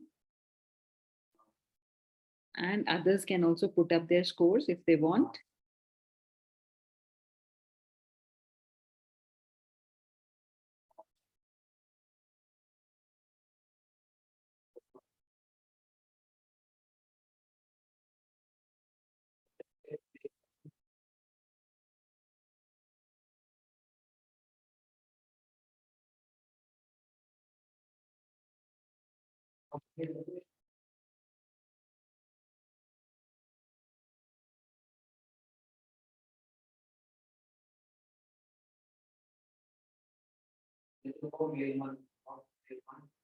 Okay, so I'm getting a lot of other responses as well. 28, 24, 16, these are the certain scores which you have gained. So let's see how what conclusion we are able to make based on the scores that we have gained. So here is a continuum wherein you can rank yourself or map yourself on the score sheet, and anything which is leading more than 24 is that you are an agile pro. That means you're more towards agility. You are not a rigid person. You are not a rigid leader. And I don't think majority of you haven't scored, rather none of you must have scored a little less. But yes, if you are getting something between 16 to 24, you are in middle of the road. And if you are getting less than 16, that means you are more towards rigidity side. Fine. So based on the properties or your thought process, you can rank yourself and see how agile you are. So once when we have seen that what is our agility score, let's move on to the next section of this workshop, wherein we are talking about being more agile you. Being more agile you. Okay. So how could you be more agile? You can see those four circles here, wherein we are talking about the context, we are talking about the stakeholder, we are talking about self-leadership, and we are talking about creativity. Now, these are four very relevant and most important components which would make you more agile. So let's start with the context. So when we talk about context, we are talking about a leader's willingness and ability to undertake initiatives that are strategic or even visionary rather than simply tactical and incremental. So when we talk about context, we are talking about scenarios which a leader might face in his day-to-day life. If you are heading certain team, if you are at the helm of the affair, you might face different situation at different point of time, right? Now it is up to you that how willing you are to take very innovative initiatives, to be a true visionary, or do you want to just keep up with the pace as it used to be earlier? You just need to adhere to what was being done in the previous scenario. If that is okay with you, that means you are not agile enough. And let me just one more time tell you or make it clear that, see, agility is not only, it's not about doing things differently in a new manner. It's not at all about it. It is about taking such initiative which leads to problem solving, which leads to a certain outcome. And there is a possibility that you may come to a certain outcome by doing the same thing in the similar manner as it was done earlier, but maybe with a different focus, right? Just give me a moment. Rajkumarji, please gate band kar dejiye. Bahut noise hai.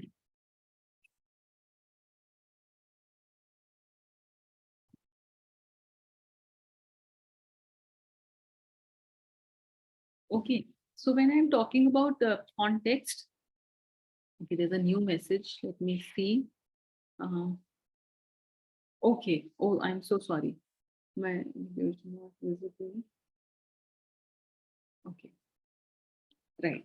So when I'm talking about the context, I need to be agile if I'm able, if I suffice to be agile rather, if I'm able to undertake initiatives which are strategic in nature and which are quite visionary, which may lead me to a certain outcome which I have thought about. Okay, so now when I was talking about the toy company, I'm talking about producing a toy which brings happiness to the kids, something which is relatable to the kids. It's not only about, how the toys were manufacturing earlier. If I'm still sticking to that, I haven't made any difference. The final outcome which I wanted is still not being attained. Okay, so if you are agile, you need to understand the context and you need to do things in those terms. Very good. Celio is scoring 25. That means you are high on agility score. So you are open, you have that kind of mindset. If you remember, we have read one of the point, mindset, which comes in the way if we want to be agile.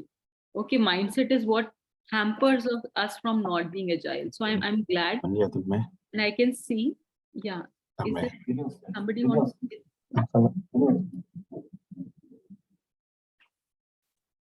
Okay, sorry. So the next thing which comes into the picture of being agile is the stakeholders, right? Now, who are stakeholders? They are the people who are directly or indirectly in touch with you, right? So how effectively a leader understands key stakeholders and create alignment with those whose views, priorities, and objectives differ from their own. Okay, so again, I would like to relate to the same example wherein I was talking about producing a toy. And I told you that if it is a toy producing company, you have different type of stakeholders. You have parents as one stakeholder, right? And parents have different set of mindset. They have different set of needs that you need to address to. And the topmost need was getting a safe toy for their kid. Okay, because you're dealing with a hypersensitive set of consumers who are the kids. So maybe for a parent, the priority might be to have a very safe and a very good material toy which is safe enough for their kids to play.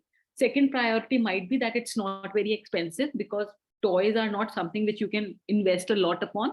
So that might be another priority. Third priority might be that they want a toy which will help their kid to play and also learn. So learning with playing might happen. I want that kind of a toy. So these are different set of demands which one stakeholder is holding, that is the parent. Another stakeholder could be the kid himself, and for him the priority might be, is it of a good color? Does he likes the color? Does he likes the shape? Is it handy? Does he likes the entire structure of that toy? Anything related to that. So now if you are an agile leader, you will be in a position to create alignment with all the stakeholders. And if you're not able to do so, you won't be able to leave a mark. So you have to plead all the stakeholders at one point of time. You have to align your products, your views with their views, right? That is what will make you more agile. The third component is self-leadership. So what does self-leadership implies? It talks about how proactive you are as a leader in seeking feedback and experimenting with new, more effective behaviors. So as I told you, you need to be vigilant enough. You need to be proactive enough to sense things before they happen.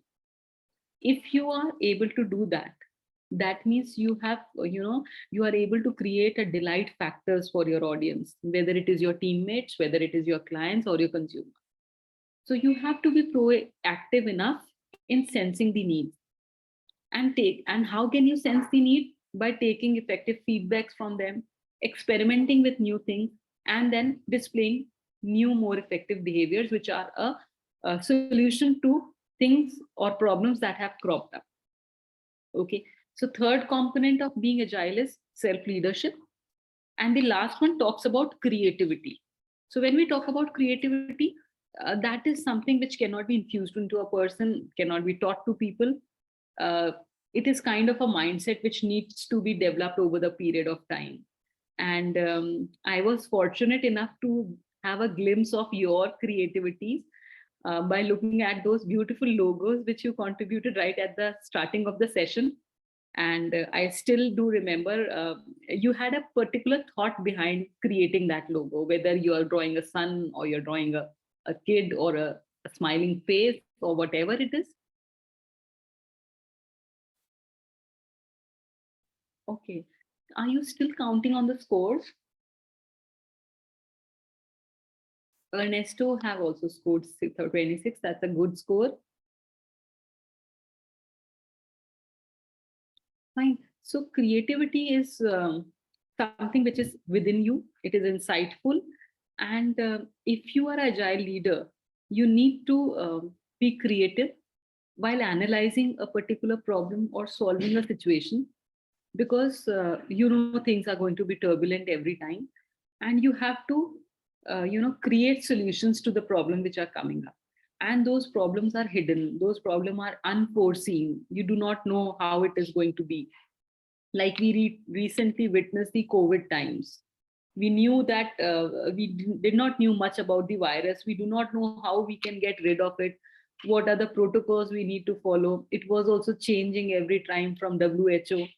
So if in such a scenario you are able to come up with certain strategies which will help you in sailing through smoothly in those turbulent environment, that means you are creative enough as a leader to become agile. So you need to inculcate this kind of creativity in yourself. And though it cannot be learned, that's true, it's a trait which a person brings in, but yes, it can be practiced. With passage of time, if you keep on practicing on creativity, I think you can come up with a much better version. And an example to this could be, if I asked you to draw logos now at this point of time, when you already had a lot of input in the workshop, I'm sure you are going to come up with better versions now. You won't draw the same thing, you will come up with something much better and a newer version. So this is how you practice creativity. Every time you strive hard to become a better version of yourself, you are getting more creative. So these are the 4 components that make you agile. Okay. Now, in the next section of the workshop, we will be talking about 4 levels of agility. And what are they? They are co-creator, catalyst, driver, and an expert. So let's unveil that what level you are at and what are these levels. So first let's define these levels, because you might not be agile enough at this point of time, but over the years, after practicing certain things, after learning and taking the major takeaways from this workshop, you can always thrive to be more agile. And this is the hierarchy chart that how you will, move up to the next level of agility. So it begins from an expert. Now, who's an expert? He's a technical problem-solving orientation person, a person who has, a good clarity about what the problem is and how it can be solved. So I'm sure, in day-to-day life, you must have met many people, and you must be having friends, you must be having colleagues, your peers. And if you ask them certain problem, maybe it's not a problem exactly, but yes, any situation, if you give them, for example, if I say that it's my father's birthday and he's turning 60 this year, and what gift should I give him? It's a simple question, right? So you can expect a very good answer from certain people, and the other might not be in a position to give you a very constructive answer to this. So the ones who are giving you good answers are the people who, are visualizing things, X-raying them, screening them thoroughly, and then coming up to a solution. So, for example, if you've given this situation to me, I would say, okay, your father is turning 60, so definitely he might not be liking a lot of funky clothes. Maybe the gadgets are not very fascinating to him. So he would prefer, being gifted a coat or a blazer, or maybe You can gift him a watch. That would be much better for him, because a smartwatch rather, which will keep a track of how many steps he's covered, and will adhere to his health needs as well. So now, if there was a scenario, if I am an expert, I would be looking at the problem and with that orientation, and then coming up with a solution. Okay, I won't be going and contributing to you just haywire. It's based on certain presumptions and certain things which I have seen, analyzed them, and then translated them into my answer. So this is what an expert does. The belief is that leaders are respected and followed by others because of their authority and expertise. So others, follow them or trust them or ask them things just because they know that these people are expert at it. Only then you'll be taking opinion from those people. So that is the first level. Then there are drivers. Who are the drivers? They are strategic people with outcome orientation. Okay, experts were the one who were tactical. That means they were at operational level and they were focusing on problem solving. Now drivers are the one who are focusing more on the result, the outcome. They have outcome orientation. So that is the next level of agility, that they are strategic and they are outcome orientation. So these leaders motivate others by making it challenging and satisfying to contribute to larger objective. Okay, so they are looking towards the larger objective. So maybe if I'm thinking as a driver, I would say that, okay, it's your dad's birthday, and why do you celebrate birthday, and why do you want to gift him? So you'll come up with summations like, because I want to make him happy. So I would say that, what does happiness means to him? So maybe you say a good gift. So I might say that happiness might means a quality time spent with family. So maybe he is not looking for a gift, rather he is looking for some good times being spent, a day long thing wherein you are planning a picnic or something, and you're taking him right from the morning till the evening. You're all together. Sometimes you're playing badminton, sometimes you're singing together, you're spending time. So that can also be a gift to your father, right? So that is the ultimate outcome which I'm looking at, and that is the approach of a driver. A person who is agile and who is a driver would be talking about more in terms of the final outcome, right? Then the next level is catalyst.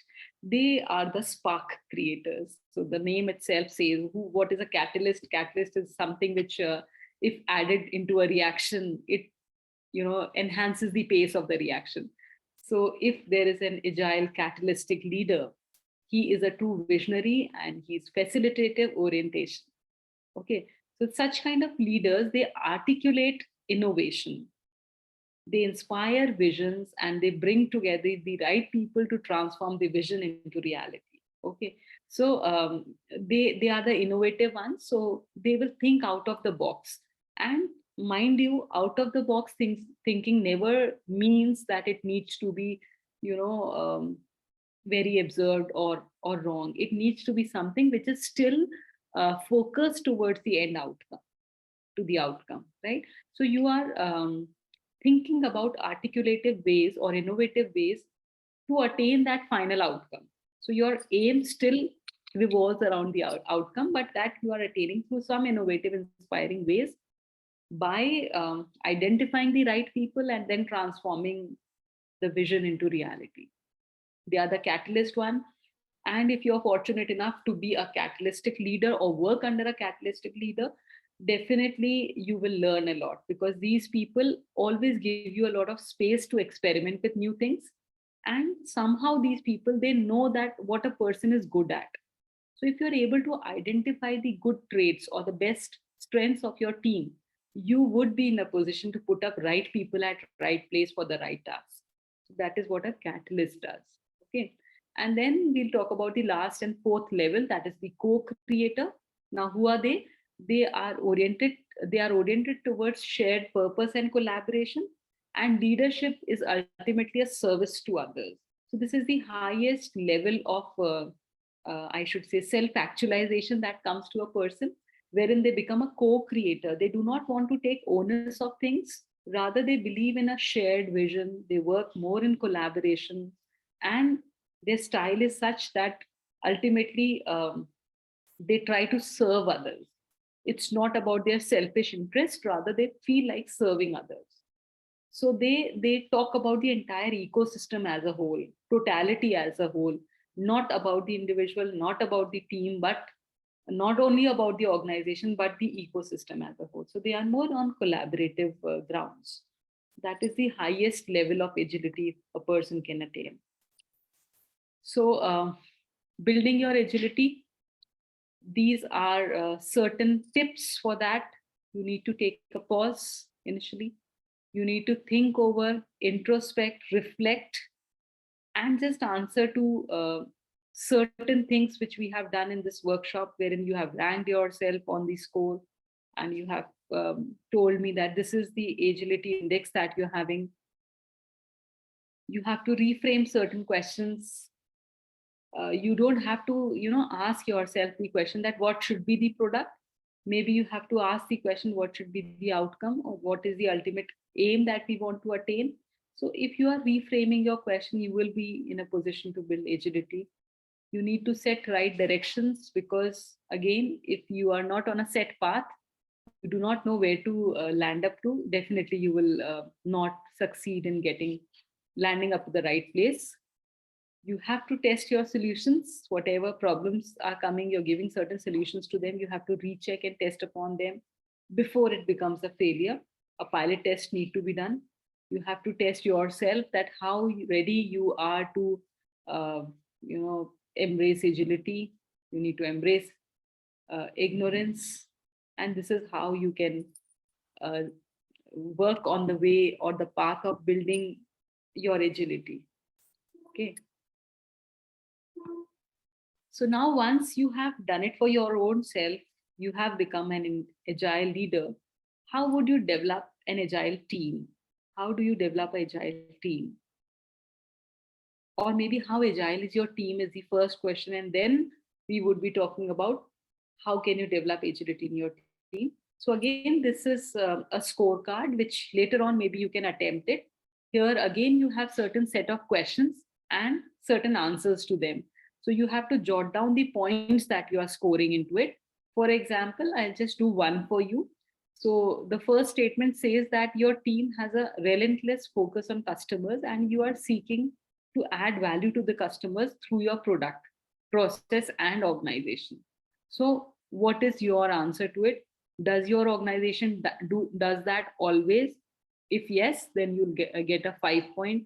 If they are doing it for most of the time, 4 point, usually 3 points, sometimes 2 point, and rarely 1 point. Okay, so based on how frequently your team does that, you will be scoring certain points. You have to write down points for first question, second question, third question, fourth question, fifth, sixth, seventh, eighth, ninth, 10th. And again, you will come up with this continuum wherein you have to mark yourself. So this you can do later on, the way you have done the previous one. And if you are scoring somewhere near 30 or less than 30, that means you are less on agility index, rather your team is less on agility index. But if you are scoring above 30, closer to 45, that means you are highly agile. And you are, always change ready. You are ready to accept new challenges, new role. Your team is ready for that. It's resilient enough. So that is how you can make out that whether your team is highly agile or not. This you can do later on. Now, this whole is a summation of how you can create agility in your team, right? So because as an individual, you have, evolved and you have developed yourself into agile personality. Now it is time for you to also create an agile team, because if your team is agile enough, it will be in a position to respond to the changing needs of the environment, right? So this is a 10-step focus chart, which you need to work upon in order to create an agile team, right? Okay. So the first point talks about focus on customers. Sorry, focus on customers. So when I'm talking about a team, so again, sticking to the same example of a toy production company, I hope you must have seen Toy Story, which have been really popular, and it was very much in sync to whatever example we are taking.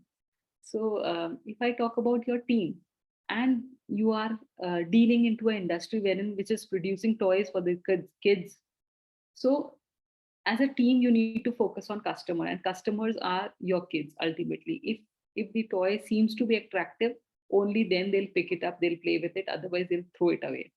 So it's not about parents, it is more about kids, because they are the end user of the product. So if you have an agile team, your team would focus mostly on the customer and their set of needs. That what are the desire of a customer who's playing with your toy? What are their set of needs? So you need to focus their trends and patterns. One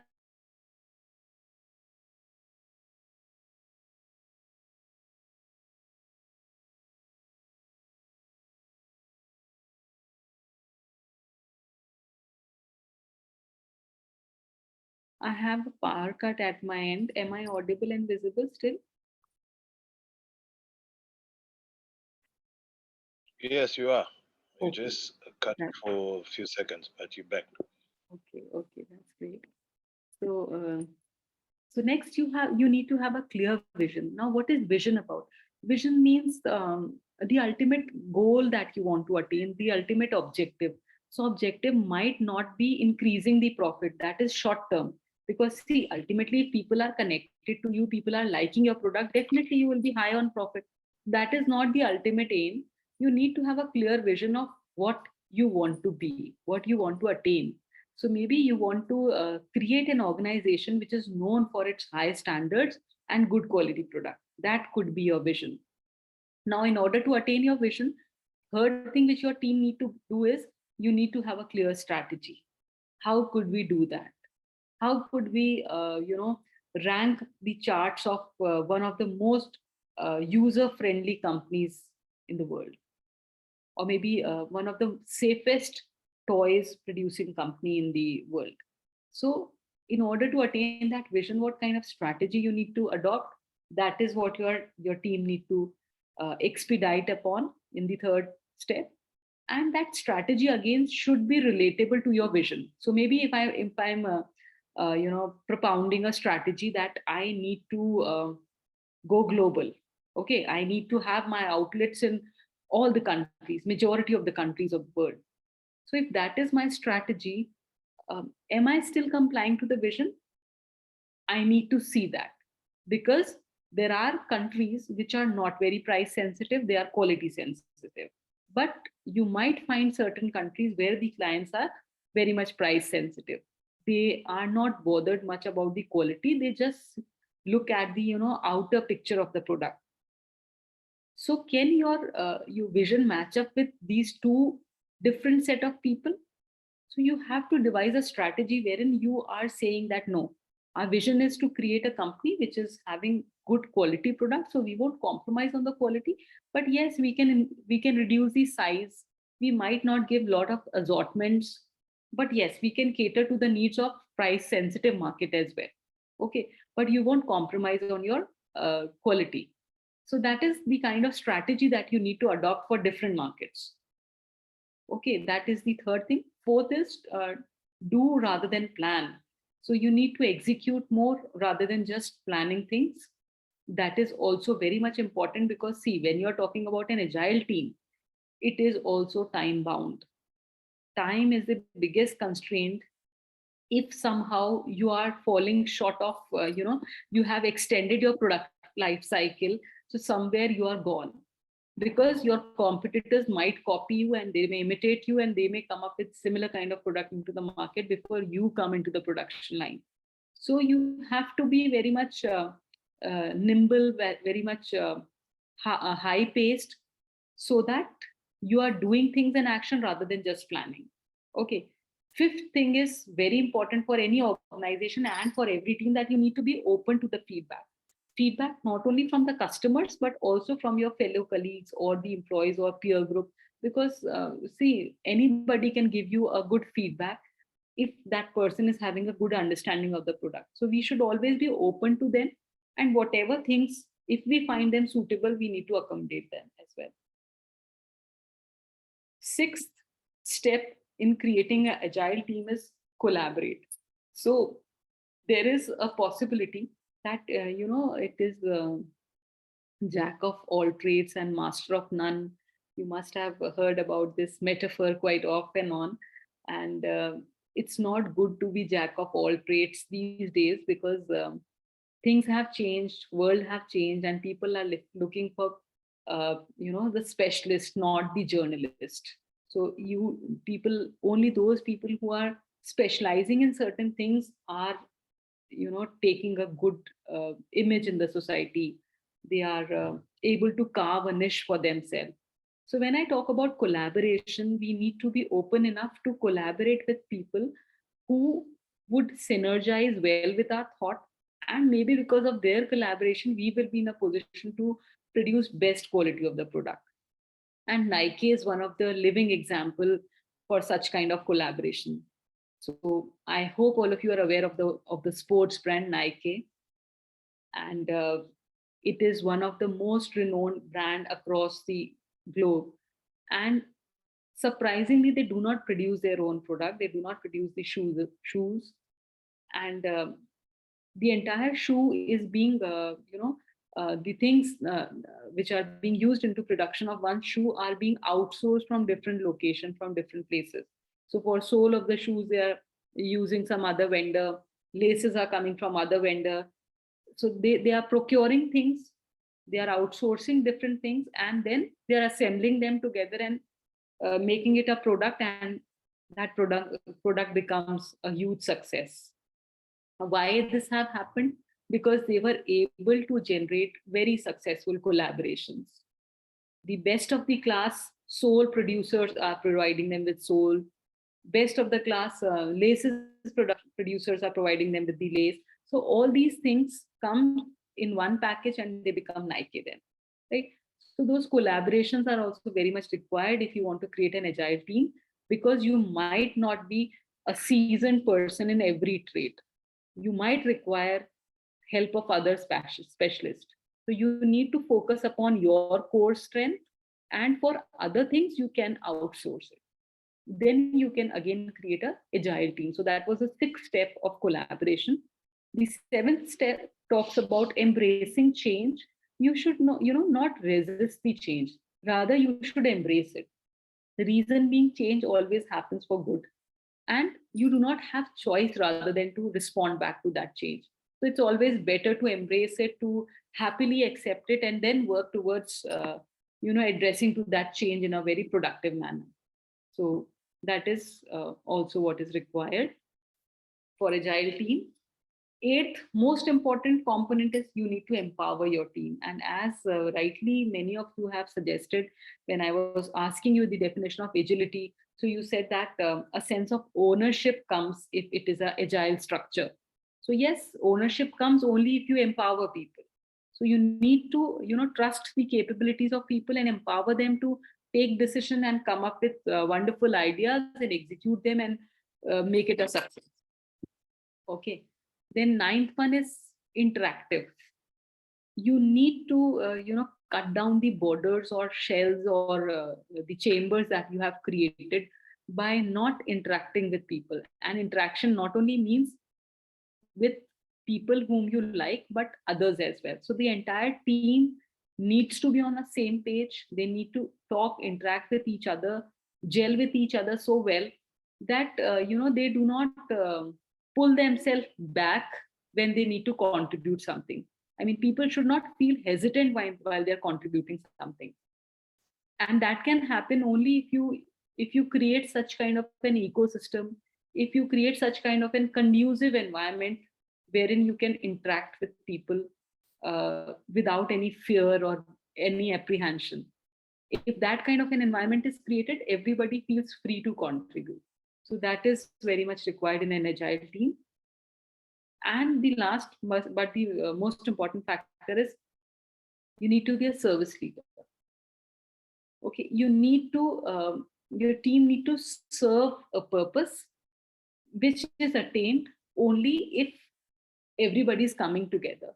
So that togetherness component, togetherness question should always remain in the mind of the team, that they are serving as a leader.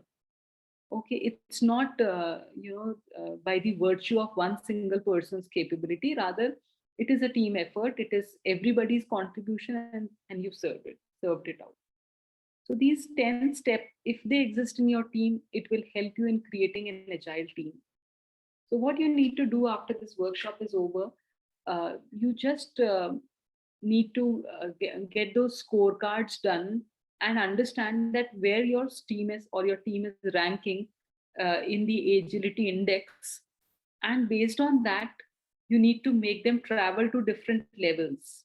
And that can be done if you can infuse these 10 points, if you can remember them, and if you can implement these points. I think you will be in a position to create a more agile team, which will be ready for any kind of situation, any kind of turbulence whenever it comes.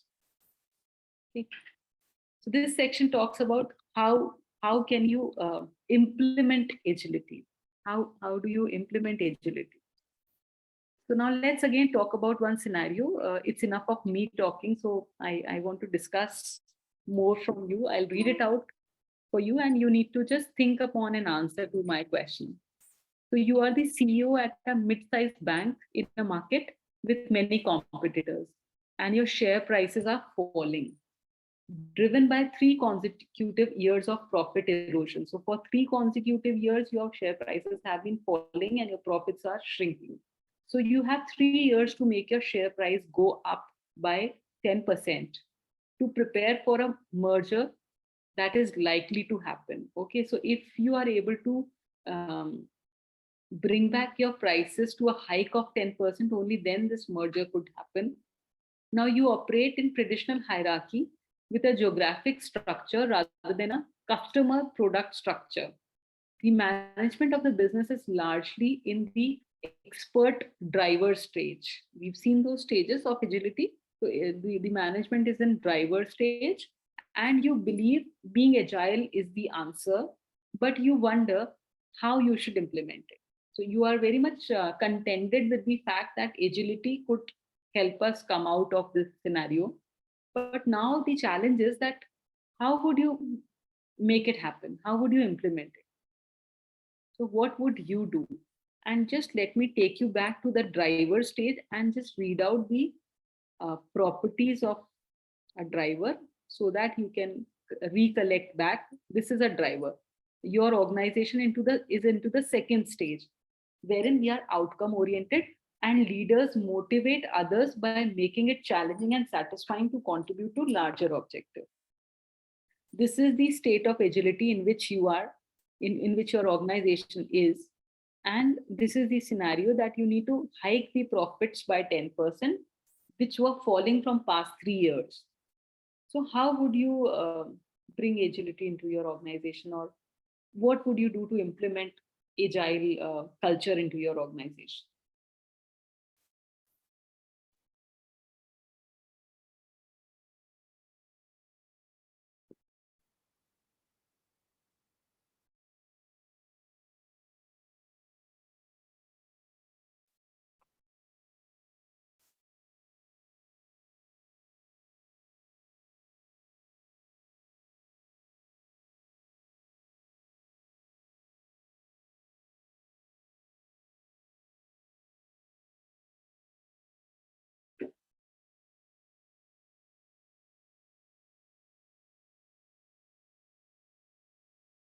You want me to read it out again if you haven't understood? Or are you thinking about it?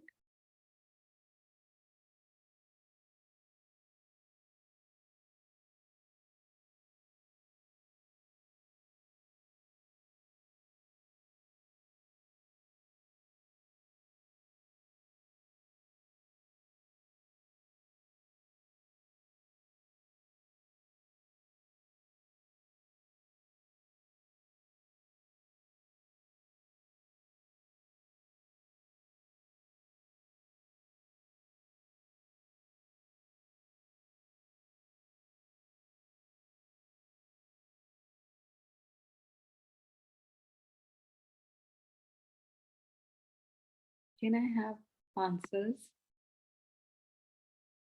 New, if you could attempt it, or Pi, or anyone else?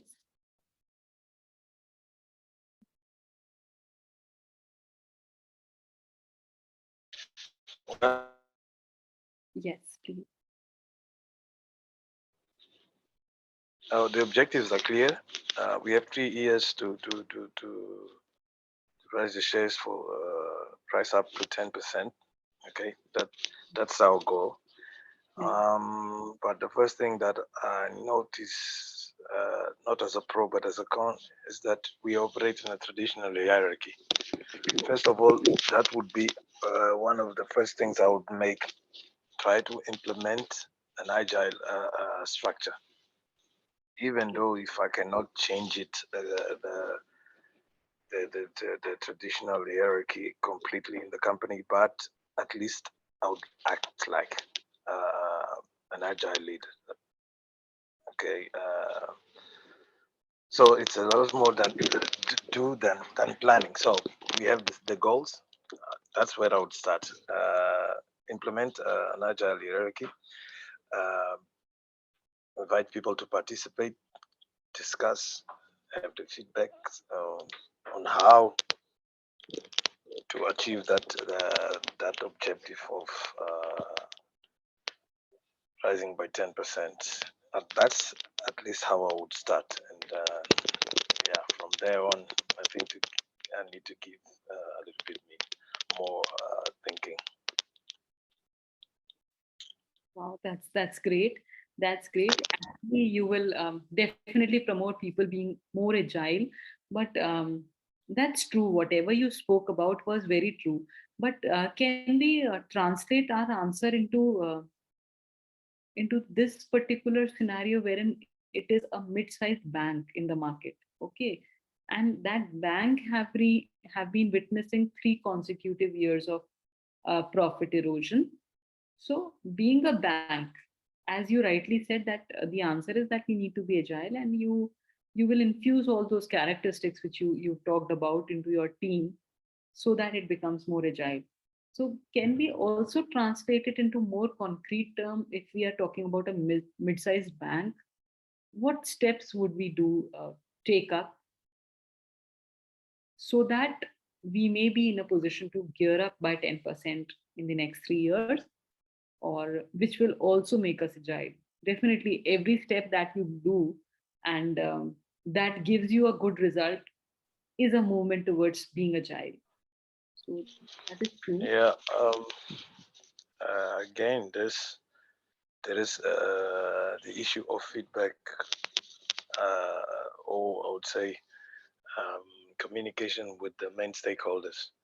True. In this case, one of the main stakeholders that we will have to address it very carefully, it's actually the customers. Yeah, we will have to find out why, what is it that it's making them not happy, or how can we make them a lot more happy and a lot more engaged with the bank. So I think the stakeholders take a very crucial part on this, the engagement with the stakeholders and their feedback. Very true, very true. So when we were talking about these set of properties of creating an agile team, you have emphasized upon the first point wherein we were talking about focus on customer. So as you told that the people who have their deposits in the bank, or maybe the people who are the bank customers, they are the major stakeholders, and we need to identify, we need to connect with them, we need to understand what are their set of needs and what do they want from a bank, what do they expect from a bank. So definitely this would help us in coming up closer to the customers. And then you also talked about interactive, being interactive. That is the 9th point in this whole process. So if we are talking to our customer, we are open to the feedback. Another component, the 5th one, then we will be in a position to understand that what is going wrong, why we are not able to make a mark. And in that position, if we are also having a clear vision of what we want to be and what competitors are doing, because we also need to analyze that what others are offering and why our customers are going more to the other offerers or other banks, why not to us? So we will be in a position to understand that, okay, this is what they are giving and we are not able to give them. So maybe you can give the same things to the customer, but if you're giving the same thing, that is not adding a lot of value. You need to create an element of delight wherein you are moving one step ahead of what others are offering. And that too by not compromising on your resources, right? Still, it need to be a profitable venture. If it is not a profitable one, then giving out of your pocket is not making any sense. But yes, if you are able to still create a delight factor in your customer just by, you know, giving them something, definitely it can, work up to things. So another factor could be maybe you can collaborate. Okay, so like you must have seen over the years that banks are not only simple, deposit making things. They have collaborated with other entities, and they have come up with several other financial instruments wherein they are talking about investments. They are offering you mutual funds. They are giving you other aids as well, apart from just keeping your deposits. They are also giving you investment options. They also give you gold loan, the currency, this metal loans are also given by the bank. So you can collaborate with other partners, and maybe then you would be in a position to give a new product to the customers, which again might be in a position to connect quite well with them. And then again, you can be able to hike your customer base and increase the profit by 10%, which was your motto. So any other submission from any other participant, what you could do? And that was wonderful from Makosa. What he said was really great. And I second the opinion, whatever he marked. Apart from that, would anybody else like to contribute anything in this scenario? That what should you do in order to implement agility in your organization, if it is a bank?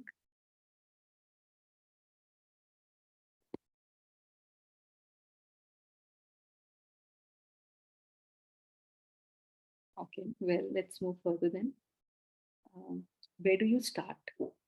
Now, what is your genesis? What is the starting point? Let's talk about it. There are 3 scenarios. One is focus on incremental change and improvement. That means you're focusing upon how you are improving and changing day by day. Second scenario could be you can divide your team into 2 parts. One is incremental improvement, and the other one is they start key growth projects by agile teams.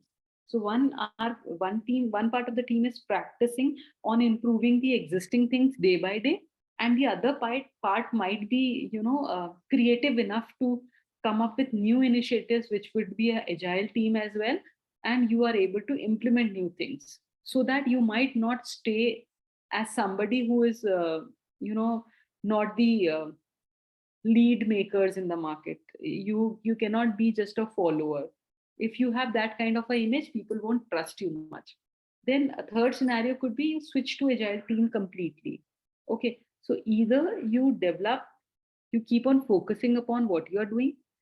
Secondly, you can adopt a hybrid structure wherein you have one set of team which is improving your day-to-day process day by day, and the other set of team is agile enough to start with new initiative. Or the third scenario could be that you can entirely change the structure, a re-engineering of the organization is done, and you switch to the agile teams completely. And when you move to this kind of a structure, it brings a lot of difficulties, challenges as well, right? So that was all with today's workshop. The takeaways are almost done. So as you walk out of the door, what are the major takeaways that comes to your mind? Anything which is really striking, which you would say that this is the most prominent feature which I would like to implement in my own team or in my own self? The key learning which you had from this session, if you can brief me something about it if somebody want to say something, or you can write it in the chat box as well. What was the best part of this workshop? For me, it was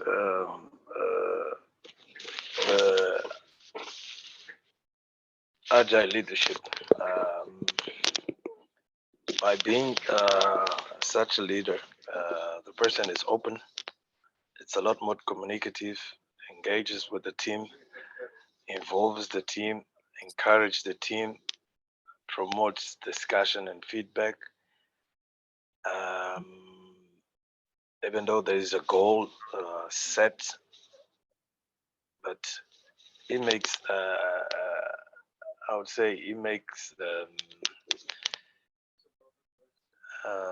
things a lot more easier, both from the leadership part as of the workers, the employees, because they both engage on a daily basis with goals set, with each one being responsible for his own job, and still provides feedback or reports directly to the leader.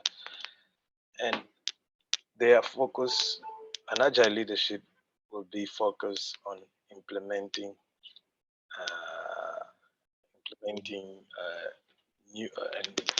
new things and change and bring new improvements to the team according to the situations that he faces, being them in the market or in the internal organization.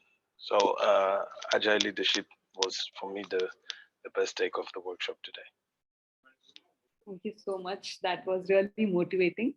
And actually, if you'll try to implement these small steps, I think it will lead you towards making an agile team, the ones which you've discussed about focusing on the strategies and communicating with people. They really add a lot of value. They might sound to be something very normal and very natural, but once you start practicing them, you would see that they work wonders. So definitely, I wish that, and I hope that the entire cohort is agreeing to this fact, and you would try to implement more into your day-to-day life so that you can get better result. And this workshop could be some value addition to you. So here is the entire summation or the entire dashboard of what we have done today. It is about shifting your gears, and you need to think about your team, and you have to answer to these questions. And in one consolidated chart, you'll get all that you want to change, and that the policies and alarming areas wherein you need to come up with something new so that you can have a better version of your team. So what are the changes you are experiencing in your team or in the environment, and how are you as an organization, you have to respond to those changes. Then how will you track the progress of your team? So this is the entire dashboard. If you'll answer to each of the questions, you would be in a position to introspect the scenario and come up with better solutions which are aimed towards being more agile and creating an agile mindset in your team. So one insight that you would that are the takeaway from this workshop have already been discussed, and I'm really thankful to all the participants that you've been such a patient and wonderful audience to me, and you have contributed equally good. And the first activity of logo designing was really superb. That was amazing. And I'm thankful to all of you. These are the set of further readings which you can do if you want to dig deep into the area of leadership, agility leadership. So these are a few of the suggested readings. And that's all from my side. Thank you so much.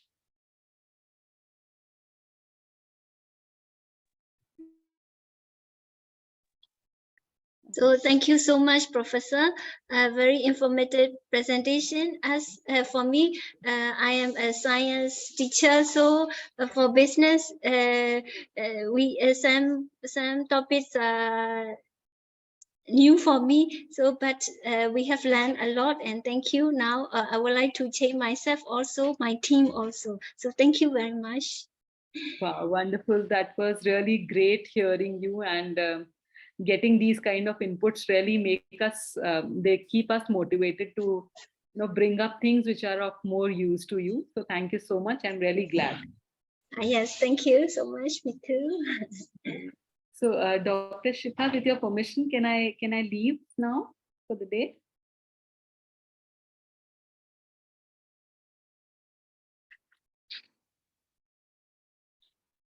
Okay, maybe she's occupied somewhere. I'll just give her a call.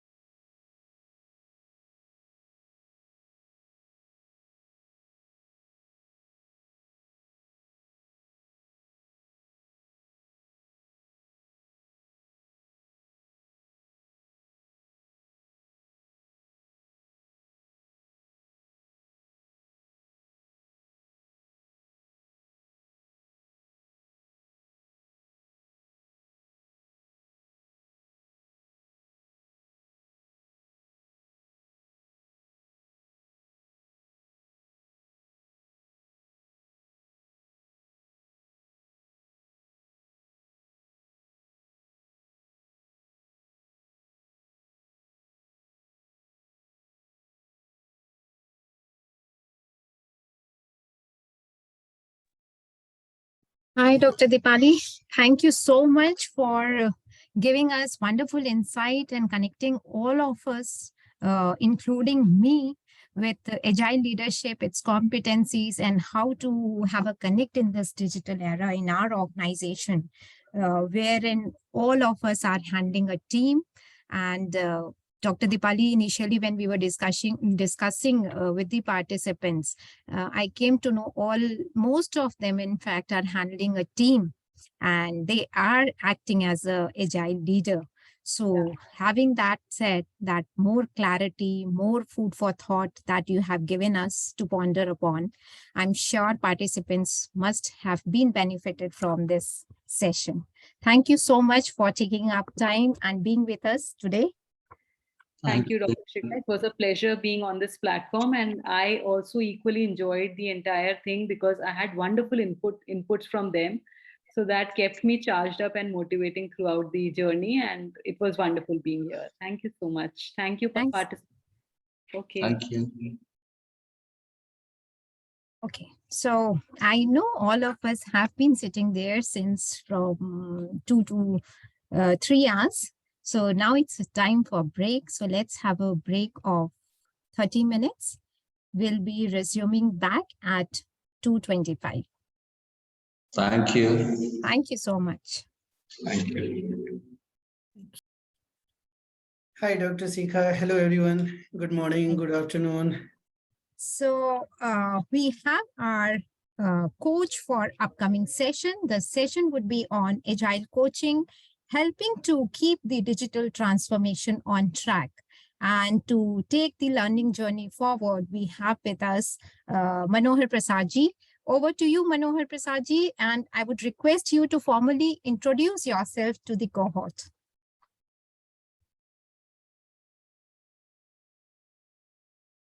You're not audible. I guess you have to unmute yourself. Can you hear me now? Yes. Thank you. Thank you so much, Dr. Sikha, for introducing. Before I introduce myself in detail, let me share my screen and please confirm if you could see my screen. Yes, you have to put it on slideshow mode. That's it. Yeah, sure. Okay. All right. So before we get into the detail, the session is on agile coaching, helping to keep the digital transformation on track. Okay. So before we start the session, let me introduce myself. Okay. My name is Manohar Prasad, and I have over 15 years of experience into IT industry. I had started my career as a software developer, coder.NET developer. And then since then, I have been into various roles, be it project management, program management, delivery management. And I have been associated with currently Incedo Technology as an agility leader. In my 15 years of experience, I have achieved a number of certifications, be it related to project management, PMP. There are certain certifications in Agile, Scrum. Okay, so those all are mentioned here. I am MBA, I'm BSc Mathematics in year 2006. And then I did my MBA Masters in IT from SIBM Symbiosis in year 2010. So that's a brief background of my educational background. My skills and language, I have been into Agile, Agility. So I have been into coaching, I have been into training, I have been into project program and Agility consulting. Okay. And I do have hobbies, reading. I love reading. I keep writing articles on LinkedIn, on my own blog. I love listening to soft music in my spare time. So that's brief information, introduction about myself. If you have any questions, please do not hesitate to reach me by my email or my phone number. Okay. Manohar, we are unable to see it on full screen. If you can please share it. You don't see my full screen? No. Let me stop sharing and then Reshare.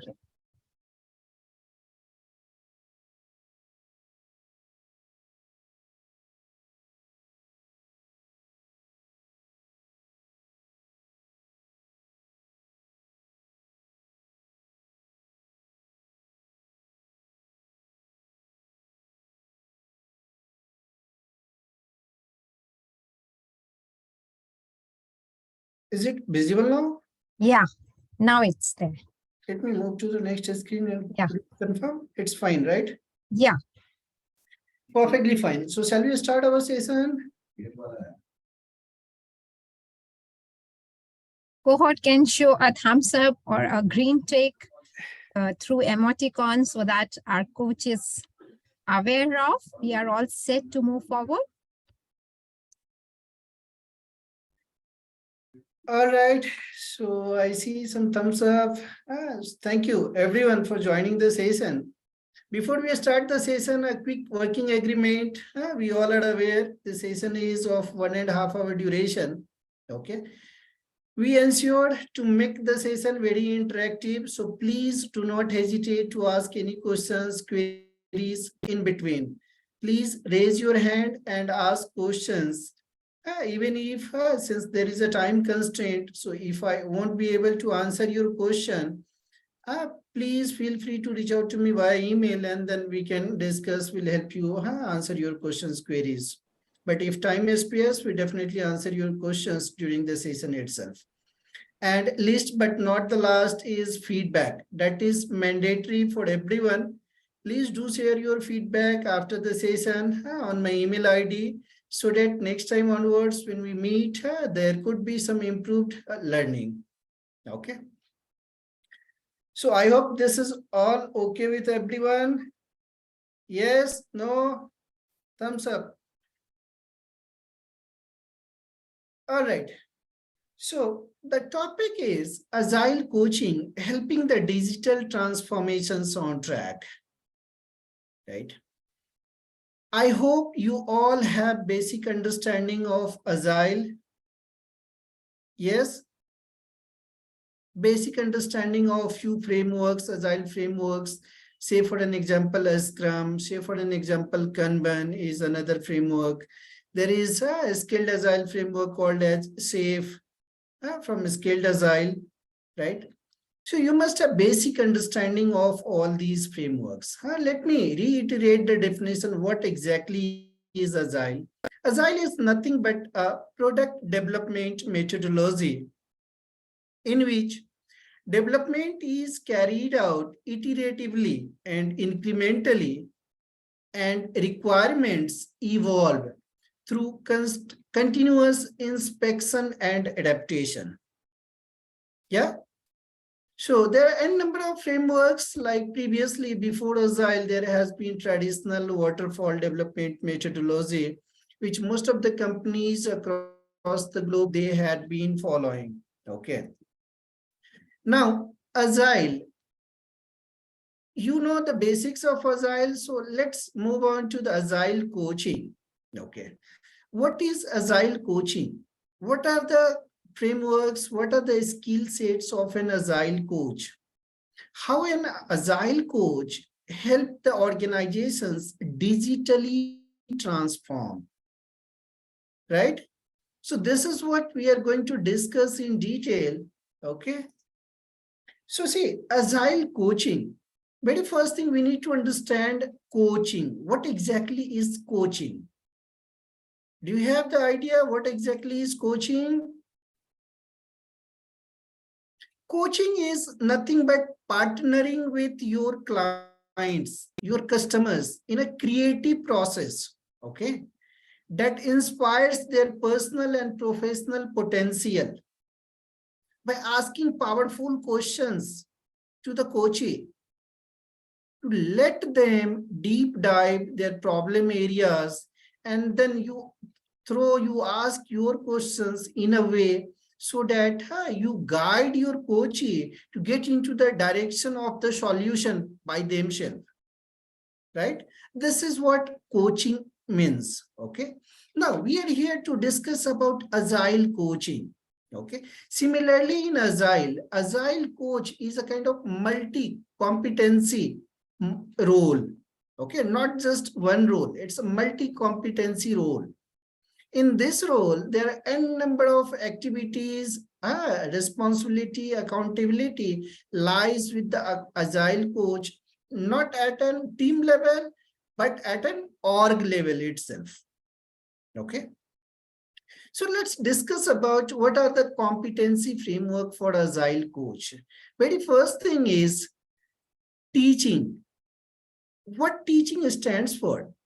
Teaching is instructing things to your participants, to the people, and they would be following your instruction to get certain activities done.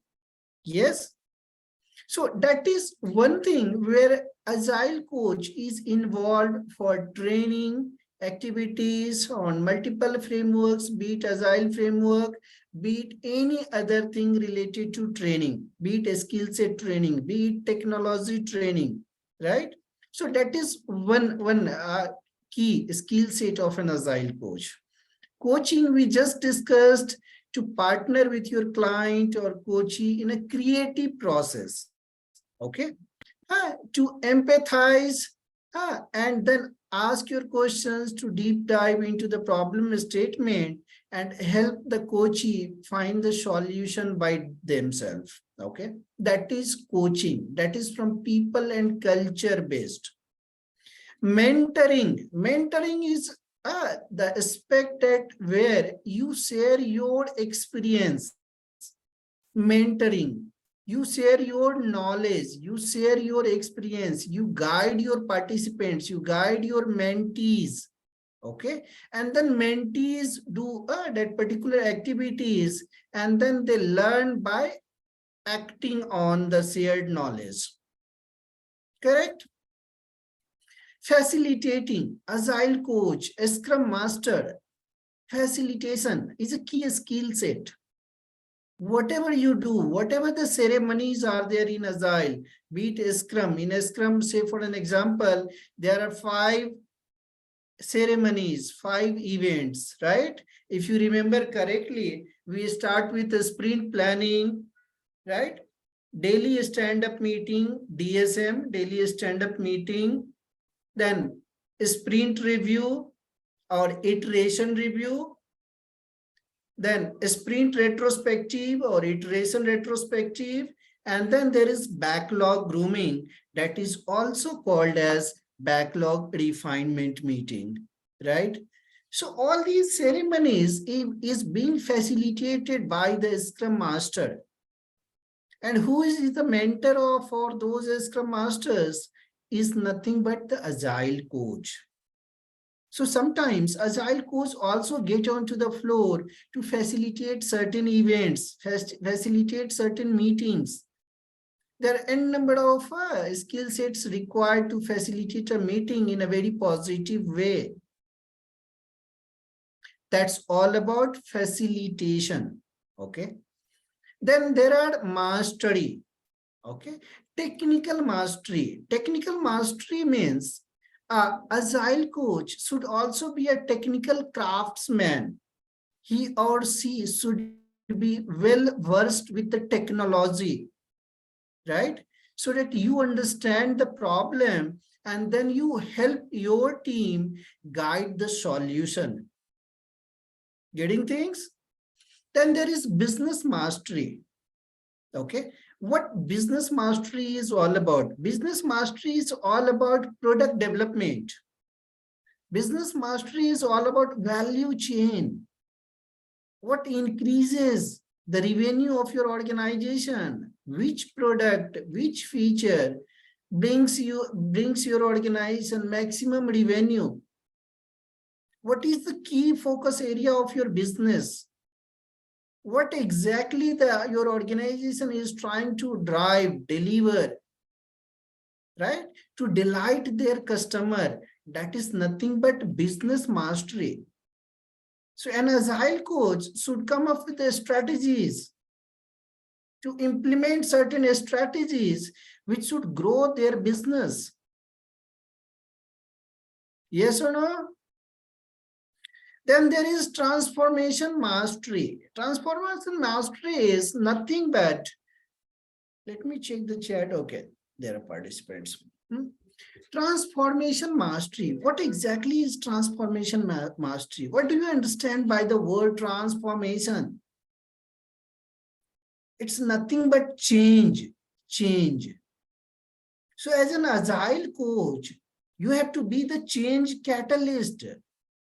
You have to act as a change agent and to bring a change in an organization. There are n number of challenges. There is people resistance. People are in their own comfort zone. They don't want to adapt change. They will give you the resistance. So as an agile coach, they should also be a master in transformation, change, catalyst. Okay. And then, needless to know, agile coach should be well expert catalyst in agile and lean knowledge, right? So he or she should be well versed with agile frameworks, concepts, so that anybody across the organization reaches out to you with any questions, with any problem. Agile coach should be there to answer them, to help them resolve the problem. That is agile and lean. Okay. Mindset and behaviors. Yes. As an agile coach, they should also play a key role in resolving conflict. Yes. Conflicts. Conflict should be at a team level. Conflict may be at an intra-team level, right? So a Scrum Master, Agile coach need to understand the problem, and they should also jump into resolving the conflict. Because till the time conflict is there, that is going to reduce productivity, reduce delivery, efficiency of the team, right? So rather than delaying resolving the conflict, better to get into and then understand the problem and then help both the parties resolve the solution problem by themselves. Yes. So that is also comes under people and influence. As an agile coach, you have to be a role model, right? People should follow you. People should reach out to you. People should be open-minded to listen to you. People should be transparent enough to share their problems, to share their ideas, innovative ideas. So we have to make the organization atmosphere in a way so that people should be open-minded. There should be psychological safety. You understand the term psychological safety? So if we make aware of the people, guys, you are safe, you are in a safe hand. Feel free to come to me and share your ideas. I'm not going to punish you. So people should have the courage to share anything, any problem, any ideas with you as an Agile coach. So this Agile coaching competency framework was developed by Lisa Atkins, okay, in year 2011 with Michael Spade. Okay, so this framework is highly used for measuring the skill set of an Agile coach and is a key framework. Okay, let me move on to the next deck, that is growth wheel competency for an Agile coach. This is competency framework, then there is a growth wheel where you start and how you ladder ahead, right? Where you want to reach, and to reach up to that level, what all skill sets you require, that is kept under growth wheel competency framework. You see my screen? This is growth wheel competencies. Okay, there are n number of skill sets, core skill set. Few of them we have already discussed, like coaching, facilitating, transforming. We have already learned in the previous deck. There is Agile and Lean practitioner. So these are the core skill sets of an Agile coach. Along with that, there are few additional key skill sets which are added to this model, growth wheel competencies model. That is leading from the forefront. If you have to make a change, if you have to make a transformation, somebody has to lead the change. Somebody has to act as a catalyst. Somebody will have to act as a change agent. And then he or she should use their skill set to strategize the things, to ensure things are shared, things are discussed, problems are resolved. People come up with their queries.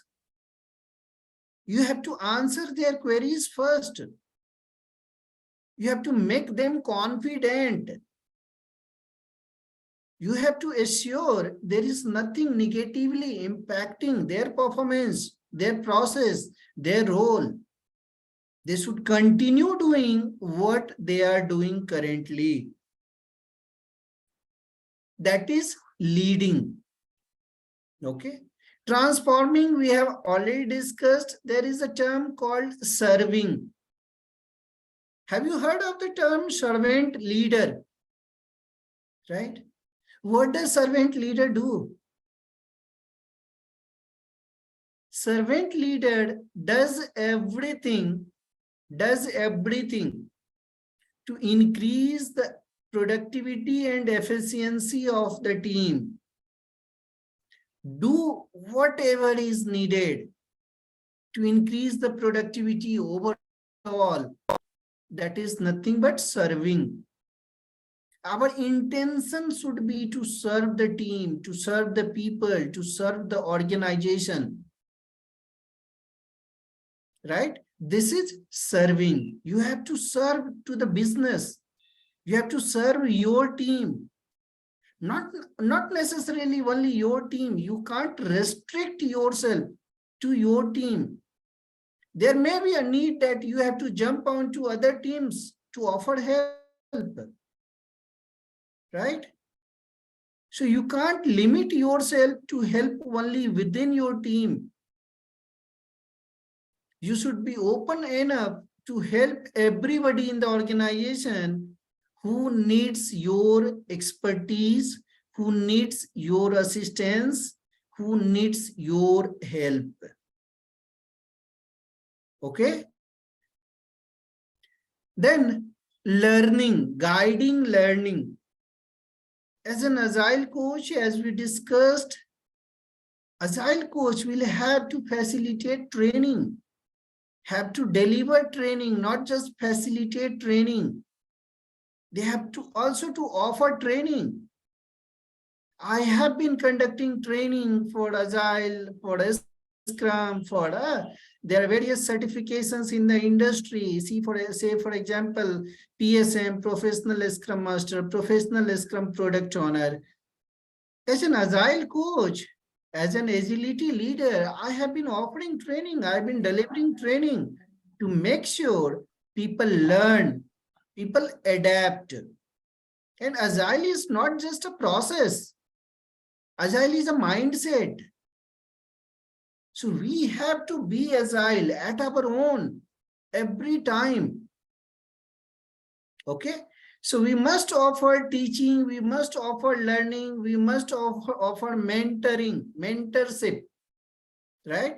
To ensure you are transferring your learning into others so that he or she should also be capable to help their organization to be Agile enough. Yes. So these are the growth competency frameworks, growth wheel for an Agile coach, for an Scrum Masters, and not just Agile coach and a Scrum Master, to be very open. It is for everybody in the organization. They can use this framework. Not necessarily they need to get into Agile, but whatever technology stack they are into, they can use similar framework for their own maturity, for their own learning and development. Okay, that's growth wheel competencies. Let's move on to measuring competencies. Suppose you learned everything. How do you measure your capabilities? I had asked in the beginning of our session, do you have a basic understanding of Agile, Scrum, Kanban? There is a LESS framework, there is a Scrum at Scale framework, there is a Nexus framework, there is a DSDM from PMI, there is a Scaled Agile framework. So how, even if you just keep on achieving certification or certain level of knowledge, how do you measure your maturity, competency? Where do you stand? So that to measure your competency, this is also a framework developed, and there are certain criteria on which the role is being deferred, and then you can categorize yourself. Say for an example, what is beginner? Okay, beginner. Anybody who just have the bookish knowledge, who have read few books and gained the knowledge, they don't have practical experience. They don't have real experience. They don't have working experience. They are categorized as a beginner. You just read a few Scrum books, product owner books, Agile books, and you are saying you are into Agile. They can keep themselves as a beginner. They need continuous help, continuous mentoring from an expert Agile coach. Okay, so that is nothing but a beginner level. Advanced level, advanced beginner. Advanced beginner is those people, those Agile coach, those change agent who have the theoretical knowledge as well as 1 to 2 years of practical experience. At least 1 to 2 years of practical experience, they can solve some of the problems at their own, but not all. They also need mentoring. They also need guidance. They also need assistance, help from an expert coach. Okay, so they are categorized as advanced beginner level. Then there is a practitioner. Practitioner is those agile as coach, agile agent, change catalyst, okay, who have at least 4 to 5 years of experience into agile coaching, who has a basic understanding or advanced understanding of all agile frameworks, not just core team, single team. Even if it requires scaling teams, for them also, they have the understanding, and then they can resolve most of the problems at their own. Okay. They are categorized as practitioner. Then there is a guide. Guide is nothing but an expert agile coach who have understanding of all agile frameworks, who can customize the process as well based on the need. If there is a need in the organization to change some process depending on their industry, so that would adapt, people would adapt, it would be beneficial for the organization, they should do it. Okay. A guide is nothing but an expert coach who can solve all problems at their own, who does not need assistance, who is ready to offer help, who is ready to give a helping hand to the new coaches, new aspiring coaches, budding coaches who wants to build their career into agile. And then there is a catalyst. Catalyst is nothing but a role model. Catalysts are those practitioners who have developed few frameworks, who have come up with some competency models, who can customize the process, who can create some processes, new process, who can bring innovations into their process. And those practitioners, experts, are called as catalysts. So the framework which is developed, Agile, Scrum, Dr. Jeff Sutherland, there is an author called Mike Cohn. So these people can categorize themselves as a catalyst. If you ask me, Manohar, where do you stand in this Agile coaching competency model? I'm not a catalyst. I'm still at a guide level. Okay, so this is the measuring competency framework for Agile. How you measure Agile competencies, people, their knowledge, their skill sets. That is the parameters we can measure. Now, this is one aspect of Agile coaching. Second aspect is digital transformation. Okay, so let's deep dive what exactly is the digital transformation. And then we would discuss how we can discuss things, do things in an agile way for digital transformation. We can do things without agile. We can do things with agile. So how to track and implement agile to track a digital transformation? Let's deep dive into this. Digital transformation. Focusly, majorly build on 4 parameters, 4 pillars. We can say these 4 are the pillars for a digital transformation. In the absence of any one of the pillars, you can't successfully transform your business. Right? And at the core of each of these pillars, there should be some vision. There should be a mission. There should be some strategic decisions, right? So first pillar, let's deep dive into this to understand the digital transformation in a bit more detail. Okay. First thing is data. Think about the data. What data do you have? Where do you store the data? How do you get the insight from those data?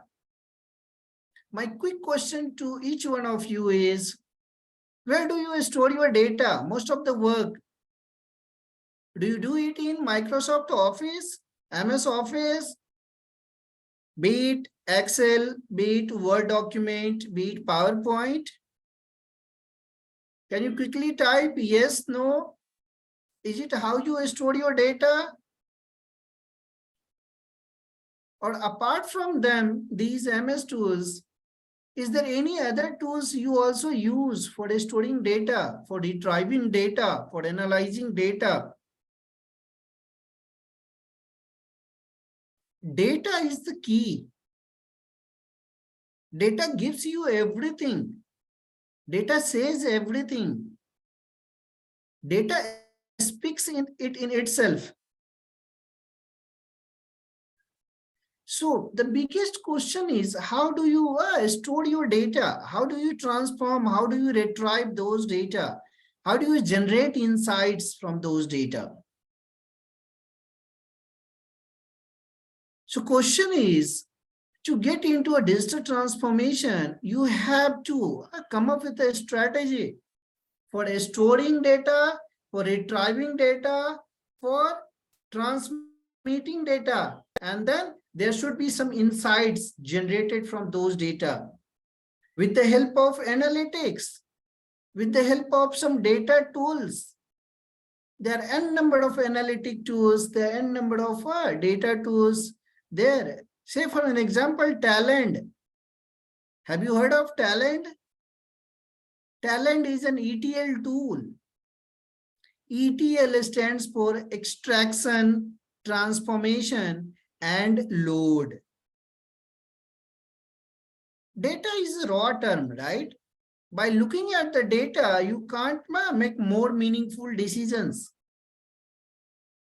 From those raw data, there should be some analytics generated, insights generated that helps you understand the data in detail. So you have to think through in your organization how the data is stored, where it is stored. Is there a central location where data is stored on cloud and everybody across the organization can access those data based on their access permission? You have to think through it. Say for example, management keep on asking you about some certain reports, and then you start searching this folder, that folder, and then you club those information. You work a whole day and then prepare a report, and in the evening, you show it to your boss. That's not the intelligent work.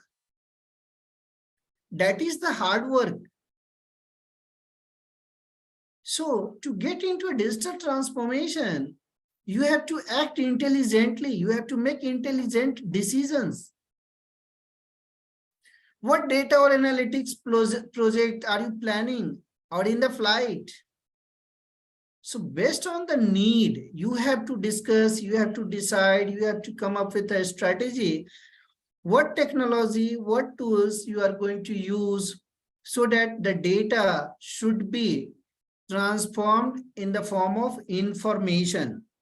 And with the help of those information, you as a key leaders, you as a middle level managers can make decisions. So data is the key, data is the blood. Now, the second pillar is technology. Are you using the latest technology? Do you think your organization, your government can sustain with the technology they are using in this digital era? If not, How do you leverage with the latest technology? What would work best for you? Some of you might be technical expert, must have very good understanding of the technology, be it Java, be it .NET, be it Oracle, database side. But some of you might not be well familiar with the technology. So then what is your strategy? Are you going to help your people learn more about technology? Or do you think you should hire new resources who is technology graduate, who is experienced into technology development, software development, hardware? So you have to think through it. What is the technology you are using currently? And what is the need? And you have to understand the gap between your current technology and where you want to reach. And to bridge the gap, you have to follow n number of innovations. You have to come up with n number of strategy. You have to encourage training and development for your people, for your employees. You have to use the latest technology. You have to think about whether the technology you are using, is there a security protocol?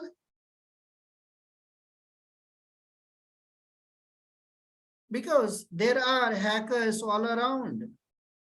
If the technology or the tools you are using, if that is not secure enough, the hacker is going to hack your system.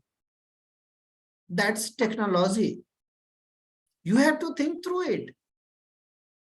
How you can adopt to the latest technology which is being used in the industry.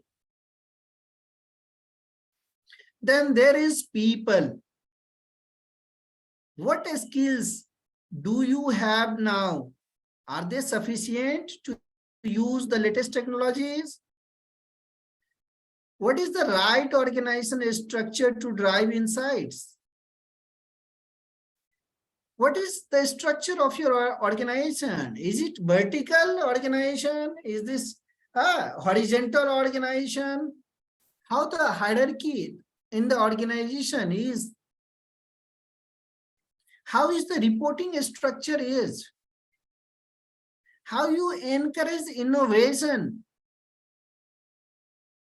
How you encourage idea generation?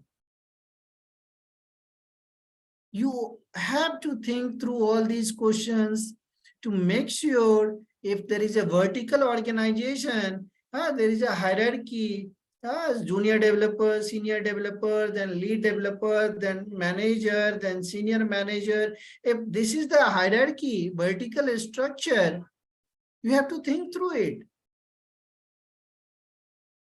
Have you conducted a survey to ask your people whether they are satisfied?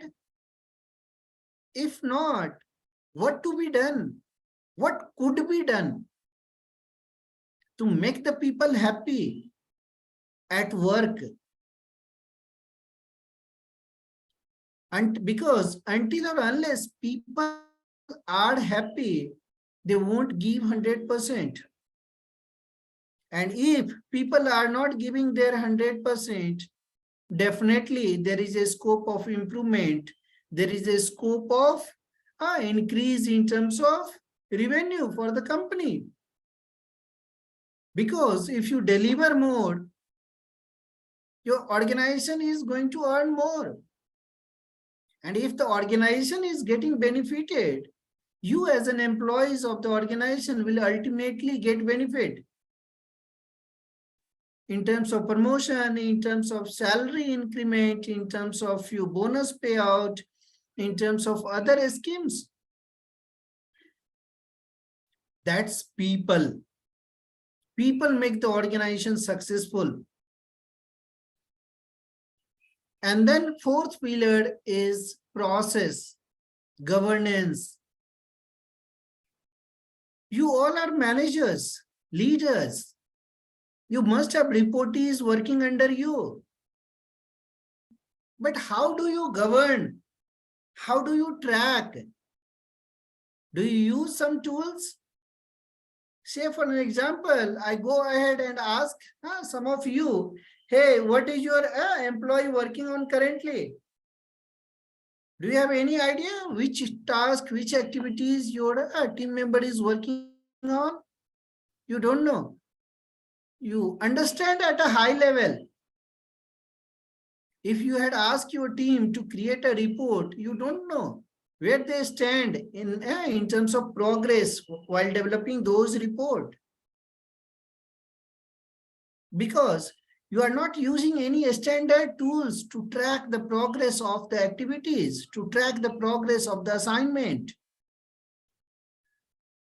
How many of using some certain automation tools? How many of you are using task tracking tools, project management, program management tools?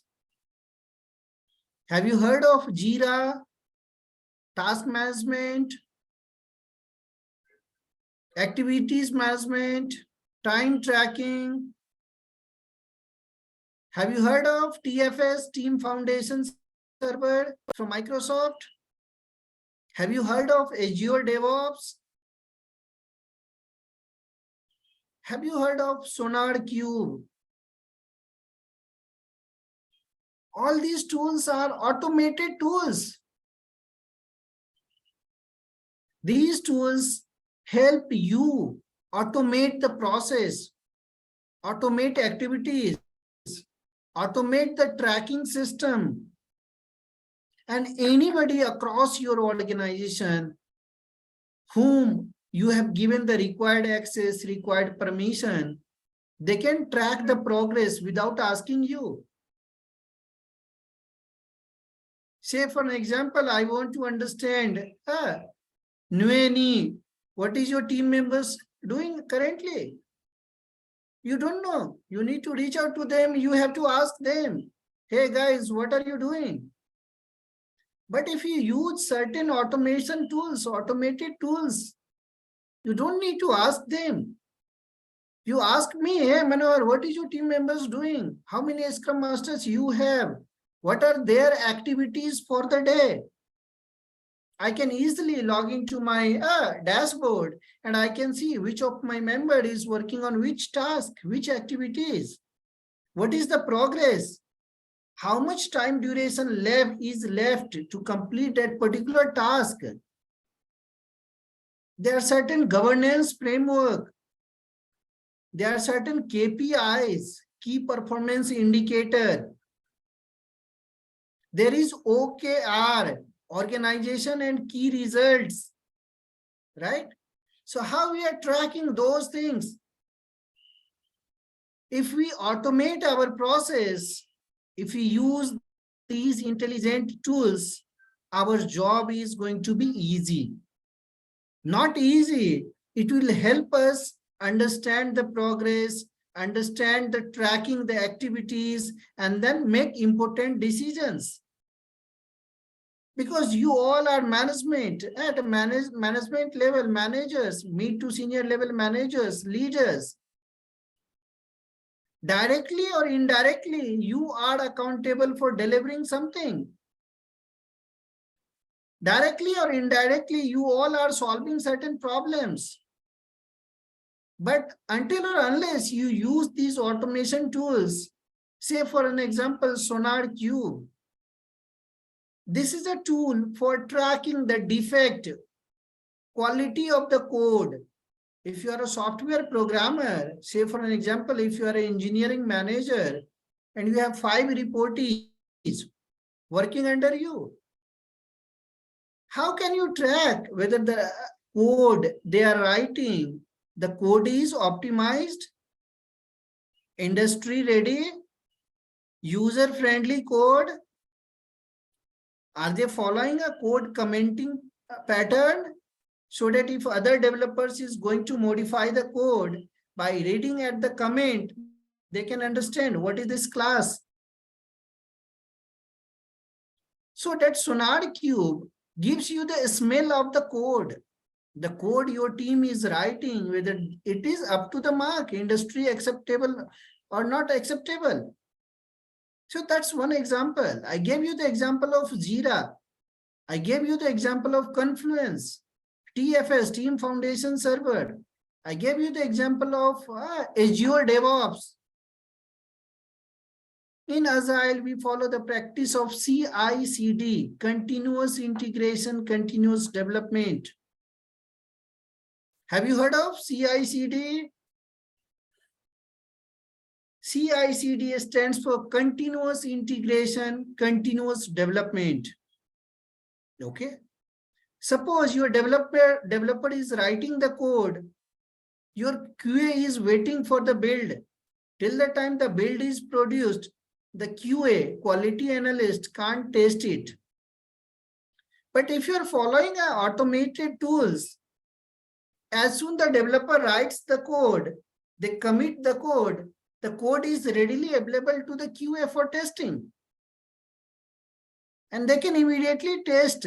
No need to generate the build manually. That takes hours and hours of process for taking a backup of the database, then importing the database, importing the front-end file, and then do the integration with APIs. That is not needed.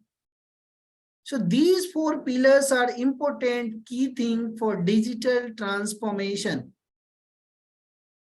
Okay. Let's deep dive the digital transformation in more detail. What are the enablers? What enables the digital transformation? The first is begin the end in mind. We start. Start is easy. We get some courage to get started, but we don't have an end goal in mind. Where do we want to reach? Right? So to think, where do you want to reach? What is your end goal? You have to come up with a strategy. So you have to identify a strategy. Identify a strategy and prioritize them. Which one you want to pick first? Which one you want to do first? Which strategy you want to execute first? Focus on your client, customer experience. Right? What your customer is looking for, try to incorporate them. Because if you are developing any product, that is for the end customer, right? Until or unless your customer is using your application, your product, you won't generate revenue. So focus on customer feedback, engage customer, involve customer to get the feedback and incorporate those feedback into your product. Build a plan to integrate change management. Because the technology or the product you are using for now, 2 years down the line or 3 years down the line, that may get changed. Right? Because technology is drastically changing every day, every time. So you have to be up to the mark. You learn once and you sustain throughout your career. That is not feasible. Every day you have to learn and you have to adapt to be successful. That is, begin with the end in mind. Where you are now and where do you want to reach? Define a small milestone and then prioritize them. Which one to pick first, which one to pick later, depending on the value chain, value management. Second point is cultivate an innovation culture focused on delivering exceptional experiences. Cultivate an innovation culture. How many of you encourage innovation in your team, in your organization? My question to each one of you is, how many times you have rewarded your team member or your employee for failure in their innovation, failure in their strategy, failure in terms of delivery of quality solution? How many times you have rewarded? For successful innovation, everybody rewards. You also give some encouragement, some bonuses, some gift hamper. But what if any of your team members' innovative ideas or the thing new thing, unique thing they are working on gets fail? Everybody starts poking, hey guys, that guy, their strategy failed. The product they were developing got failed. You can't hear out good words for failure in innovation, failure in a strategy. So we have to adopt the culture of rewarding, encouraging people who are spending time, who are spending money in doing some innovation, doing some innovative product, developing some innovative product. We have to ensure the support from the leadership. You have to support your team members.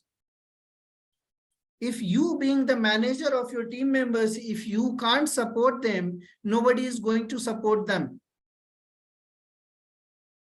And knowingly or unknowingly, that particular resource will get into a depression or will get into some negative things, may leave the job, may caught up with some problem, physical problem, health issue, some mental issues. So you have to encourage innovation, you have to encourage collaboration. You have to encourage people to share innovative ideas. Okay? That's cultivate an innovative culture. Third point is activate with data and technology. I have discussed a lot on data. Right? What is activate with data and technology? Get access to modern technologies. Okay? Be open to experiment it. Be open to experiment modern technology. What is working for you? What is not working for you? Recognize data and analytics. Integrate data and systems. There should be a kind of use cloud architecture, cloud atmosphere, so that the data on different systems, different machines should store at a central location, and management leadership can retrieve those information. That is nothing but activate data and technology. And the fourth point is enable the organization and prepare for a scale. What do you understand by enabling the organization and preparing for a scale? Preparing for a scale means nothing but, suppose if you have 4 teams reporting to you, 5 teams reporting to you, you want to increase the team size. Not at your level, but at an organization level. And how that could happen? By gaining more customers, more clients, developing more product. And to do that, you have to come up with the company's overall strategy. Right? You have to focus on learning and development. You have to help employees understand digital transformation. People do have fear. They won't be easily get ready to get into a digital transformation. Everybody is working in their comfort zone. Right? So you have to work with the people. You have to help answer their queries, questions, so that They should be confident, and then they will give you their consent. Yes, I'm ready for digital transformation. Go and start the change. You have to develop a center of excellence. Center of excellence, maybe for everything. Say for an example, there may be a center of excellence of a quality team. So there may be a few leaders, part of that center of excellence team, to define the processes, to define some checklist, that before this product is getting handed over to the customer, it should pass through these all checklists, A, B, C, D. And if all the checklist is clear, then only the product is ready to be delivered to the client. So for that, you have to establish a center of excellence. Center of excellence may be a product development center of excellence. There may be a quality team center of excellence, right? So this is what you as a leaders, you have to encourage all these to establish. And how this could happen? So let's deep dive each of these pillars, enablers, and then we'll discuss the change agent model, the CAR model. What I was explaining, begin with the end in mind. Lead with a strategy. Clearly defined priorities. You have to come up n number of a strategy. But what is the sequence? Which strategy to pick first? Which one to implement later? For all strategy, it should be supported by the leadership team. And who are the part of leadership team? It is you. It is CEO, CTO, CFO, CIO, CSO. You have to act, you have to support your team. You have to understand the agile and digital transformation. You have to come up with n number of action items. What all activities to do in order to do the transformation. Focus on your client or customer experience, because your ultimate goal is to sell your product to the end customer. And if your end customer is happy, your product is going to be definitely successful, because the demand of your product would be more, right? So you have to consider your end customer feedback. And based on their feedback, implement few of the feedbacks which is relevant. Not necessarily you can implement each and every feedback. Some of the feedbacks may be personal. For any particular buyer, they might be putting some feedback for their personal benefit. So you can exclude those, but filter the feedback, whatever is relevant for our product. The geography we are targeting, the age group we are targeting, the marketing strategy we are targeting. Implement their feedback everywhere. Then strategize the value chain to identify the greatest opportunities. And how you could do that?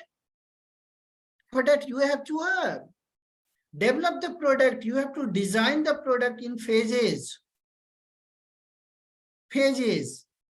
Each phase should be of 1 to 4 weeks, small phases.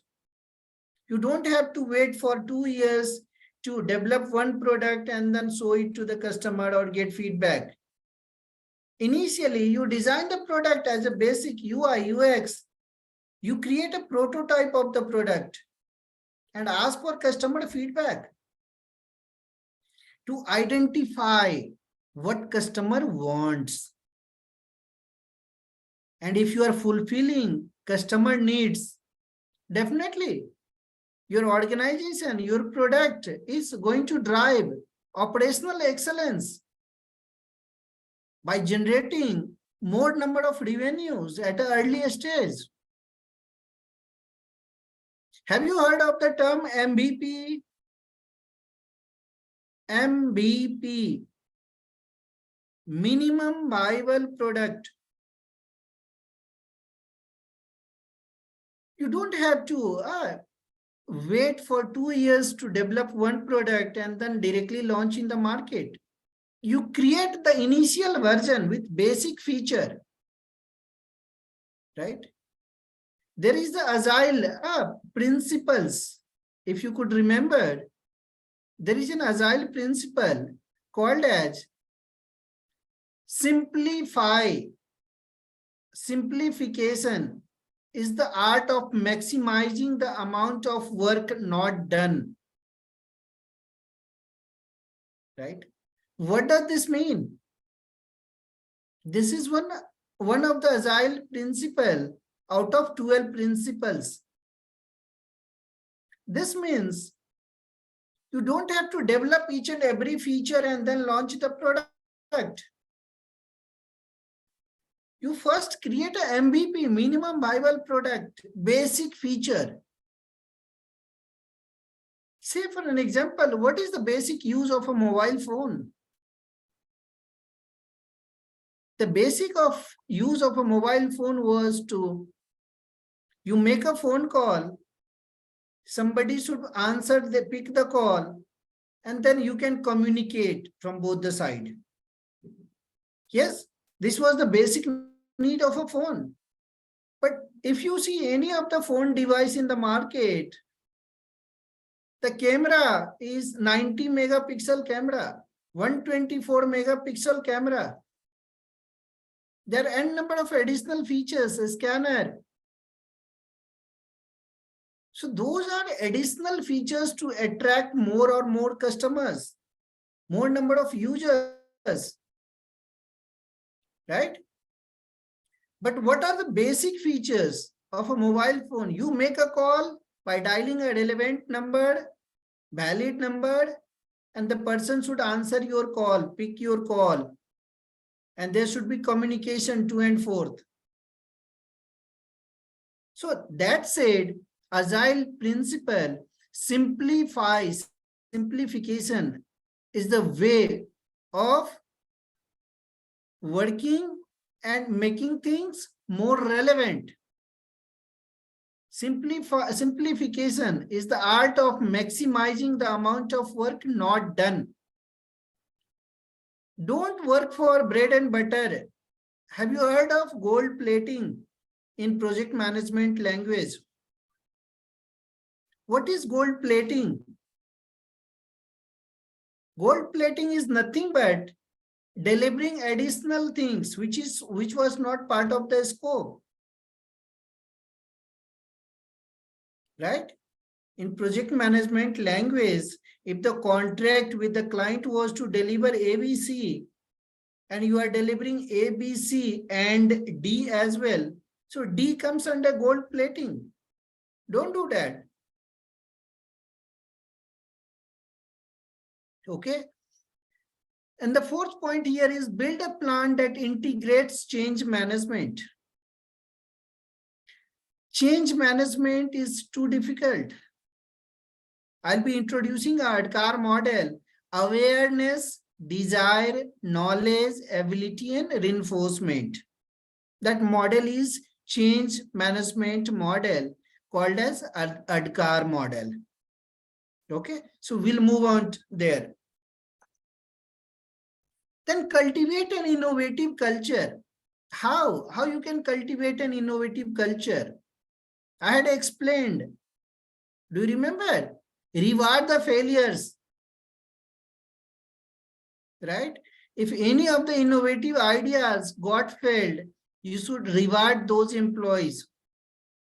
At least that employee have put some effort to create some innovation. Ensure there is a support from the leadership team. Without leadership support, you can't achieve anything. You can't do anything. You can't implement Agile.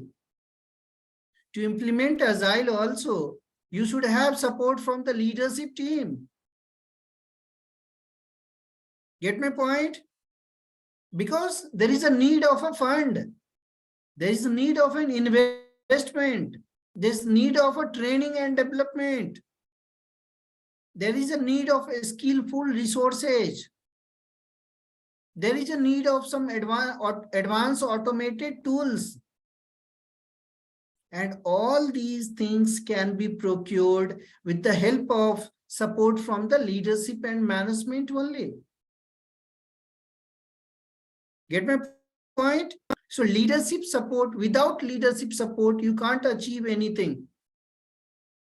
You have to work with your leadership team. You have to work with your management. You have to work with your leader to get their support, understand, educate them.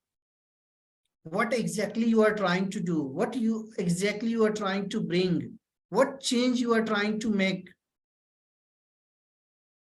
Encourage collaboration, not at business front, both business as well as technical capabilities. Because one being useless without other, right? If you want to do business in a smarter way, you have to adopt technology, right? So you have to work with both. You have to collaborate with both, with the business stakeholders as well as technical stakeholders. Encourage the culture of innovation. I had explained, embrace failures rather than a success only. Everybody rewards the successful innovation. Everybody rewards the successful delivery. But what if people failed? What if some product failed? There also people are putting effort. So you have to start encouraging, rewarding, not only success, but failures as well, so that people get motivated. Encourage people to share innovative ideas. Everybody has a different mindset. Everybody thinks from different perspective. Ask them to share their ideas. You have to leave the habit of command and control kind of culture, work culture. Give an open space. Ask people to reach out to you, to share ideas, to share problems. Because you are their manager, you are their leader. If you don't support them, who is going to support them? So ensure you work with the people in a friendly way, give enough space, respect people, everyone, no junior, no senior. Bring transparency, bring openness. Be honest to yourself and your people as well. Okay? Let's move on to the next. Activate data and technology. Gain access to the modern technologies. Understand the technology. If you don't have technical capabilities, ensure there should be some training and development. Ensure some skill development workshop is there. Be open to experiment and prototype new technology. Recognize data and identify analytics. There are n number of analytical tools. Say for an example, Tableau. Tableau is a data analytics tool which creates all insights in terms of graphics, visuals, bar graph, pie chart. By looking at those infographics, you can easily make some decisions. Where is the loophole?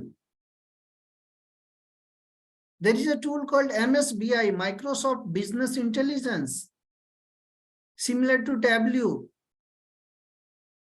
So you have to use these analytical tools to analyze data Use some graphs, like in Agile Scrum, there is a burn down chart, there is a velocity trend, there is a capacity utilization, there is a burn up chart. All these charts, all these graphs are giving an intelligent infographics, insights, what the team has achieved, what the team has been doing. That will help you make easy decisions. And then make seamless integration of the systems to make innovative and powerful decisions. You have 4 team members, say for an example, everybody is working on their individual system. But you sitting at your system, your computer, your desk, can you see what other people are doing? Can you see what other people, what are the file folders are there on their machines? Are they some doing personal stuff, professional stuff? So you have to use all these intelligent integrations so that the data could be recovered easily. If you are doing whole day work from morning till evening and keeping everything on your system, and the system is not integrated with cloud, say for an example, there was some issue on the floor and your system get crashed. What about the effort you have put from morning till evening? How you could trace, how you could recover. But if your data, if your system is integrated with a cloud machine, all the files which are there on your machine is already there on the cloud. Even if your system crashes, you can get the system repaired or get a new system, and you can find all the files folders on the cloud, and you can easily download all those folders files on your machine. Getting things? That's make seamless integration of the systems. Enable the organization and prepare for a scale. Suppose you are a 200 members in your organization, and your organization is planning to hire another 100. So how the industry, how your organization is cope up with that change? So you have to align the overall company's strategy, the objectives, what the company is going to do in the next 2 years, in the next 3 years. Focus on learning and development of the workforce, enable training, engage people into some workshops for upskilling, to retain those team members for their growth, for your organizational growth.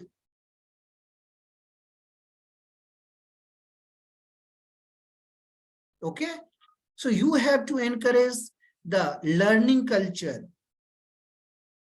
Help employees understand how digital transformation will augment their roles and allow increased focus on analysis and insight.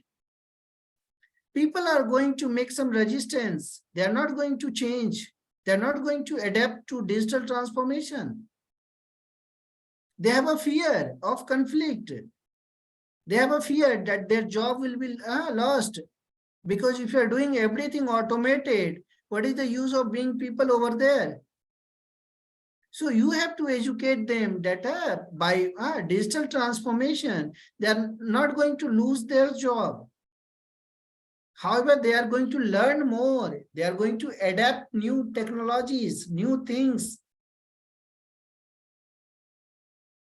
Create a center of excellence. I had explained. You have to create a center of excellence for quality analytics, quality teams, quality management. You have to create a center of excellence for product development teams.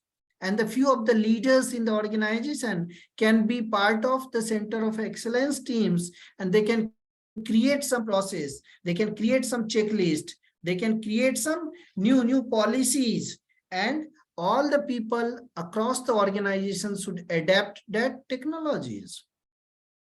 That is the work of Center of Excellence, to innovate, come up with innovative process for everywhere across the organization. And that Center of Excellence should be based on department wise. Okay. Now, we understand agile transformation, digital transformation. We understand agile coaching. Now, how agile approach is going to help you in digital transformations? Very first thing, you have to identify the purpose of your business transformation. Why do you want to transform? What is the problem you are facing currently? What is your business objective? What is the value and proposition? To make a digital transformation, there are some investment. What is the timeline for the return of investment, for the investment which the investors are going to make? You have to understand, think through all these questions and come up with a strategy, come up with the answers. Because anybody inside, across the team, across the organization may ask you this question: why digital transformation? We are happy how we are doing things currently. Why we should change? Why should change in the tools, change in the systems, change in the process? Include security champions. If you are doing digital transformation, everywhere there are criminals. They are going to hack your system. There are some confidential information. There is some confidential data, your client data. They are going to theft it. There is some confidential, your credit card information, your credit card PIN, your passwords. How to protect? For that, you need a security champion.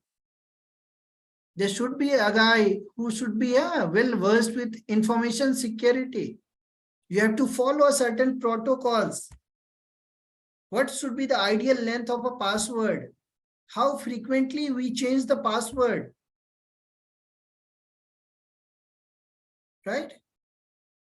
So that is nothing but information security. Stimulate collaboration, not with internal stakeholders, not with your own team members, but anybody across team members. Encourage collaboration with external client, external stakeholders, get their feedback, involve them in their review meeting, product review meeting before releasing.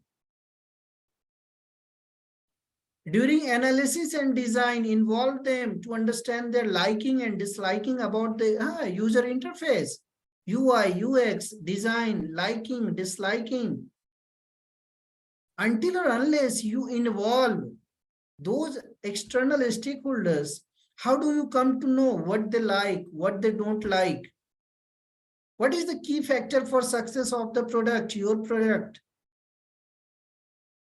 Encourage the stakeholders to share their anxieties and concerns. That's what I just explained. If you explain, engage external stakeholders, internal stakeholders to understand their pain area, what exactly they are looking for. If you involve them, they are going to share their problems. What is their expectation? And then on top of their problem, you start thinking what feature, what functionality you should incorporate into your product so that it will resolve people's problem. Consider introducing ADKAR model to help employees overcome their fears. What is ADKAR model? ADKAR stands for A stands for awareness. D stands for desire. K stands for knowledge. A stands for ability. And R stands for reinforcement. This is ADKAR model, especially for change management. Okay, let's have a deep look at the ADKAR model. Awareness. What is and what is not working in your organization? What are your options? What are the options you have? How do you communicate there is a problem? Whom do you communicate? How frequently you communicate about the problem? Your focus attention should be on the most important reasons of change. What is the most important reason that you want to adopt to digital transformation? What is the desire? What is the communication benefits for adoption of a Scrum? Identify risks. What are the risks? Risk related to the people, risk related to the technology, risk related to the investment, money. Risk could be anything, risk related to the change. You have to address fears of the people. You have to answer the questions, queries from the people. Knowledge, you have to learn new technical skills. I have been enforcing about training and development. You have to think from people perspective. If you are making a digital transformation, to use those technologies and all, they have to learn new things. You have to implement a suitable governance framework, how to track people, how to track their performance, how to track their activities, how to track the progress. That's ability. And then you have to reinforce Scrum, Agile. You have to be Agile. You have to adopt Agile, not at professional work, everywhere. It's a mindset. You have to engage an expert coach. You have to share your experience. You have to share your problems. You have to share your mistakes, what mistakes team had been doing. That's reinforcement. That's a change management model. Okay. So before making digital transformation, you have to think all these, and then you come up with a strategy, prioritize your strategy, and reinforce your strategy. Okay. Let's move on to what are the approach for digital transformation, agile way of digital transformation. Okay. The very first thing is communication and collaboration. In agile, things are keeping transparent, things are keeping open, so that people should not have, people have the communication things ready at everywhere. You have to trust people, empower people to make decisions. You don't necessarily get into everywhere and you make decision on behalf of the team. You make people aligned. You make people empowered to make small decisions, but draw a line that till certain limit, people, your team members should be making decision by themselves. Flexibility. In Agile, we encourage people to be flexible. They should not just stick to one approach. One approach may get failed. So they should try experimenting new approach and let the team be cross-functional. Let all the members in the team to come up with the solution by themselves.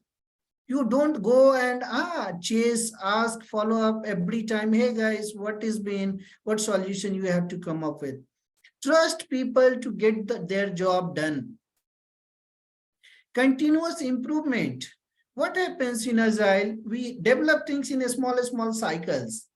Okay, and there is a rigorous testing. Say for example, the feature which was developed in the first iteration has been tested in every sprint. So the quality of the product is automatically improved significantly till the time we make the release. And to do all these, our main focus is customer-centric.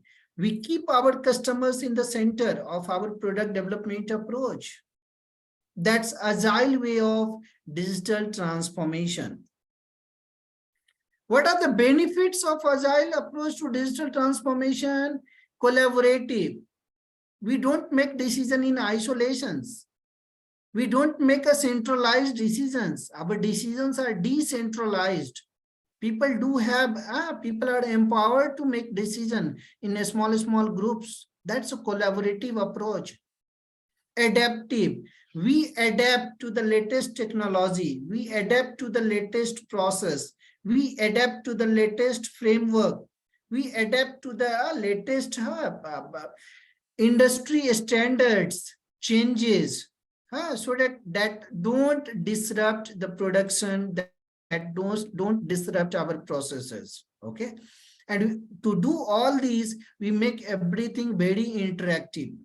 We engage our client, our customers in each and every moment, not moment, but in each and every ceremonies. During the sprint planning, we invite our stakeholders. During a sprint review, we also invite our stakeholders to get their feedback. And all these feedback help us to improve our product development strategy. And chances of failure is less, because every time we are engaging end users, end customers to get their feedback, and we keep on working on their feedback to improve the product. That's Agile approach to digital transformation, collaborative, adaptive, and interactive. Yeah, there are certain challenges. I have been explaining resistance to change by the people. People are working in their comfort zone. Nobody wants to lose their comfort. Lack of leadership support. If there is no leadership support, you can't be successful. Lack of funds. Yeah, to do digital transformation, to do agile transformation, there is a fund needed. If there is a lack of fund, it may be a challenge. We must need to procure skillful resources in all these transformations. You must need to hire an expert agile coach to do the agile way of digital transformation. Scaling, if the teams are increasing, team size is increasing, you have to think through how to manage, how to automate the processes, how to automate the reports, everything. And psychological safety is needed for the people to be open and share their ideas, share their innovations, share any suggestions if they have. That is, these are the challenges. There are other challenges as well, but those are minor challenges. These are the major challenges which you need to consider before getting into a digital transformation. Okay. So before we get into conclusion, agile transformation promises growth, but there are definitely certain challenges which you have to think through. You have to come up with a strategy and implement those strategies systematically based on the prioritized techniques. Okay. It is often challenging to address all such issues, but if you do things systematically, well, things would get managed and people will start following digital transformation in a agile way by removing their fears, by answering their questions, queries, by giving a psychological safety to the people and all stakeholders, be it internal or external. Okay. Digital transformation is bringing a positive changes in a way where the leaders are having a tough time to predict quick and random changes. Technologies such as AI, artificial intelligence, VR, virtual reality, and business analytics, these tools, these technologies help you build competitive advantage over the competitors, and you can acquire the market, acquire customers, and your business can grow. Okay. So that's it from the seminar. What I suggest before everyone drop the call, I request everyone to answer one quick question. What is one insight that you are taking away from this session?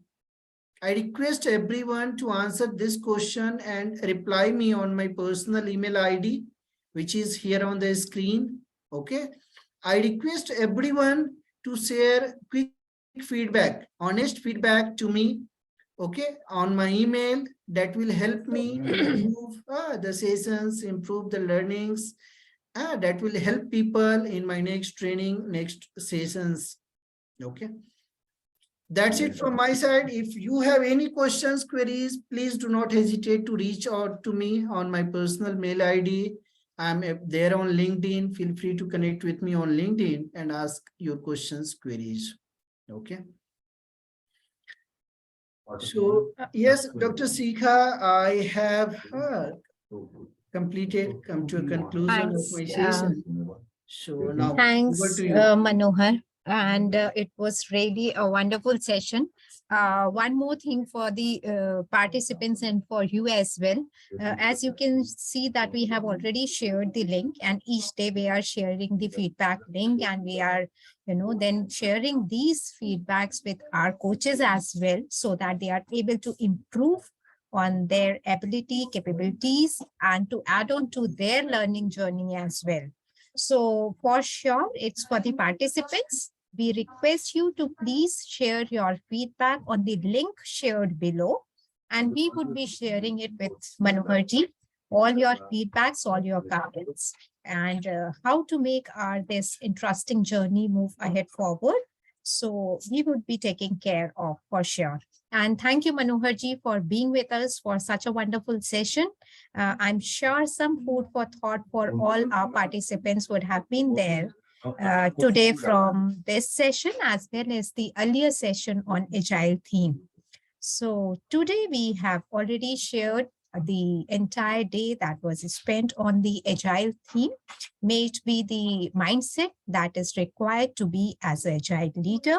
We all have pondered upon in the earlier session. And in this session, we have dealt with some of the aspects of digital transformation in terms of how to keep that pace on the track with respect to Agile coaching concept that Manoharji discussed right now. So for tomorrow, we would be having again interesting sessions, but yes, from tomorrow onwards, we would be focusing on implementation part. Now for implementation aspect, we would be discussing the domains, the areas, and we would be starting tomorrow with the implementation approach in digital transformation with respect to marketing. And thereafter, we would be discussing domain-wise. It would be in HR, into supply chain, and so on and so forth. So with that note, we come to the end of our day 4. And tomorrow we would be meeting again at the same time. And till then, take good care of yourself. Namaste and Jai Hind. Bye-bye. Thank you, everyone. Thank You. you. Bye-bye. Have a great day.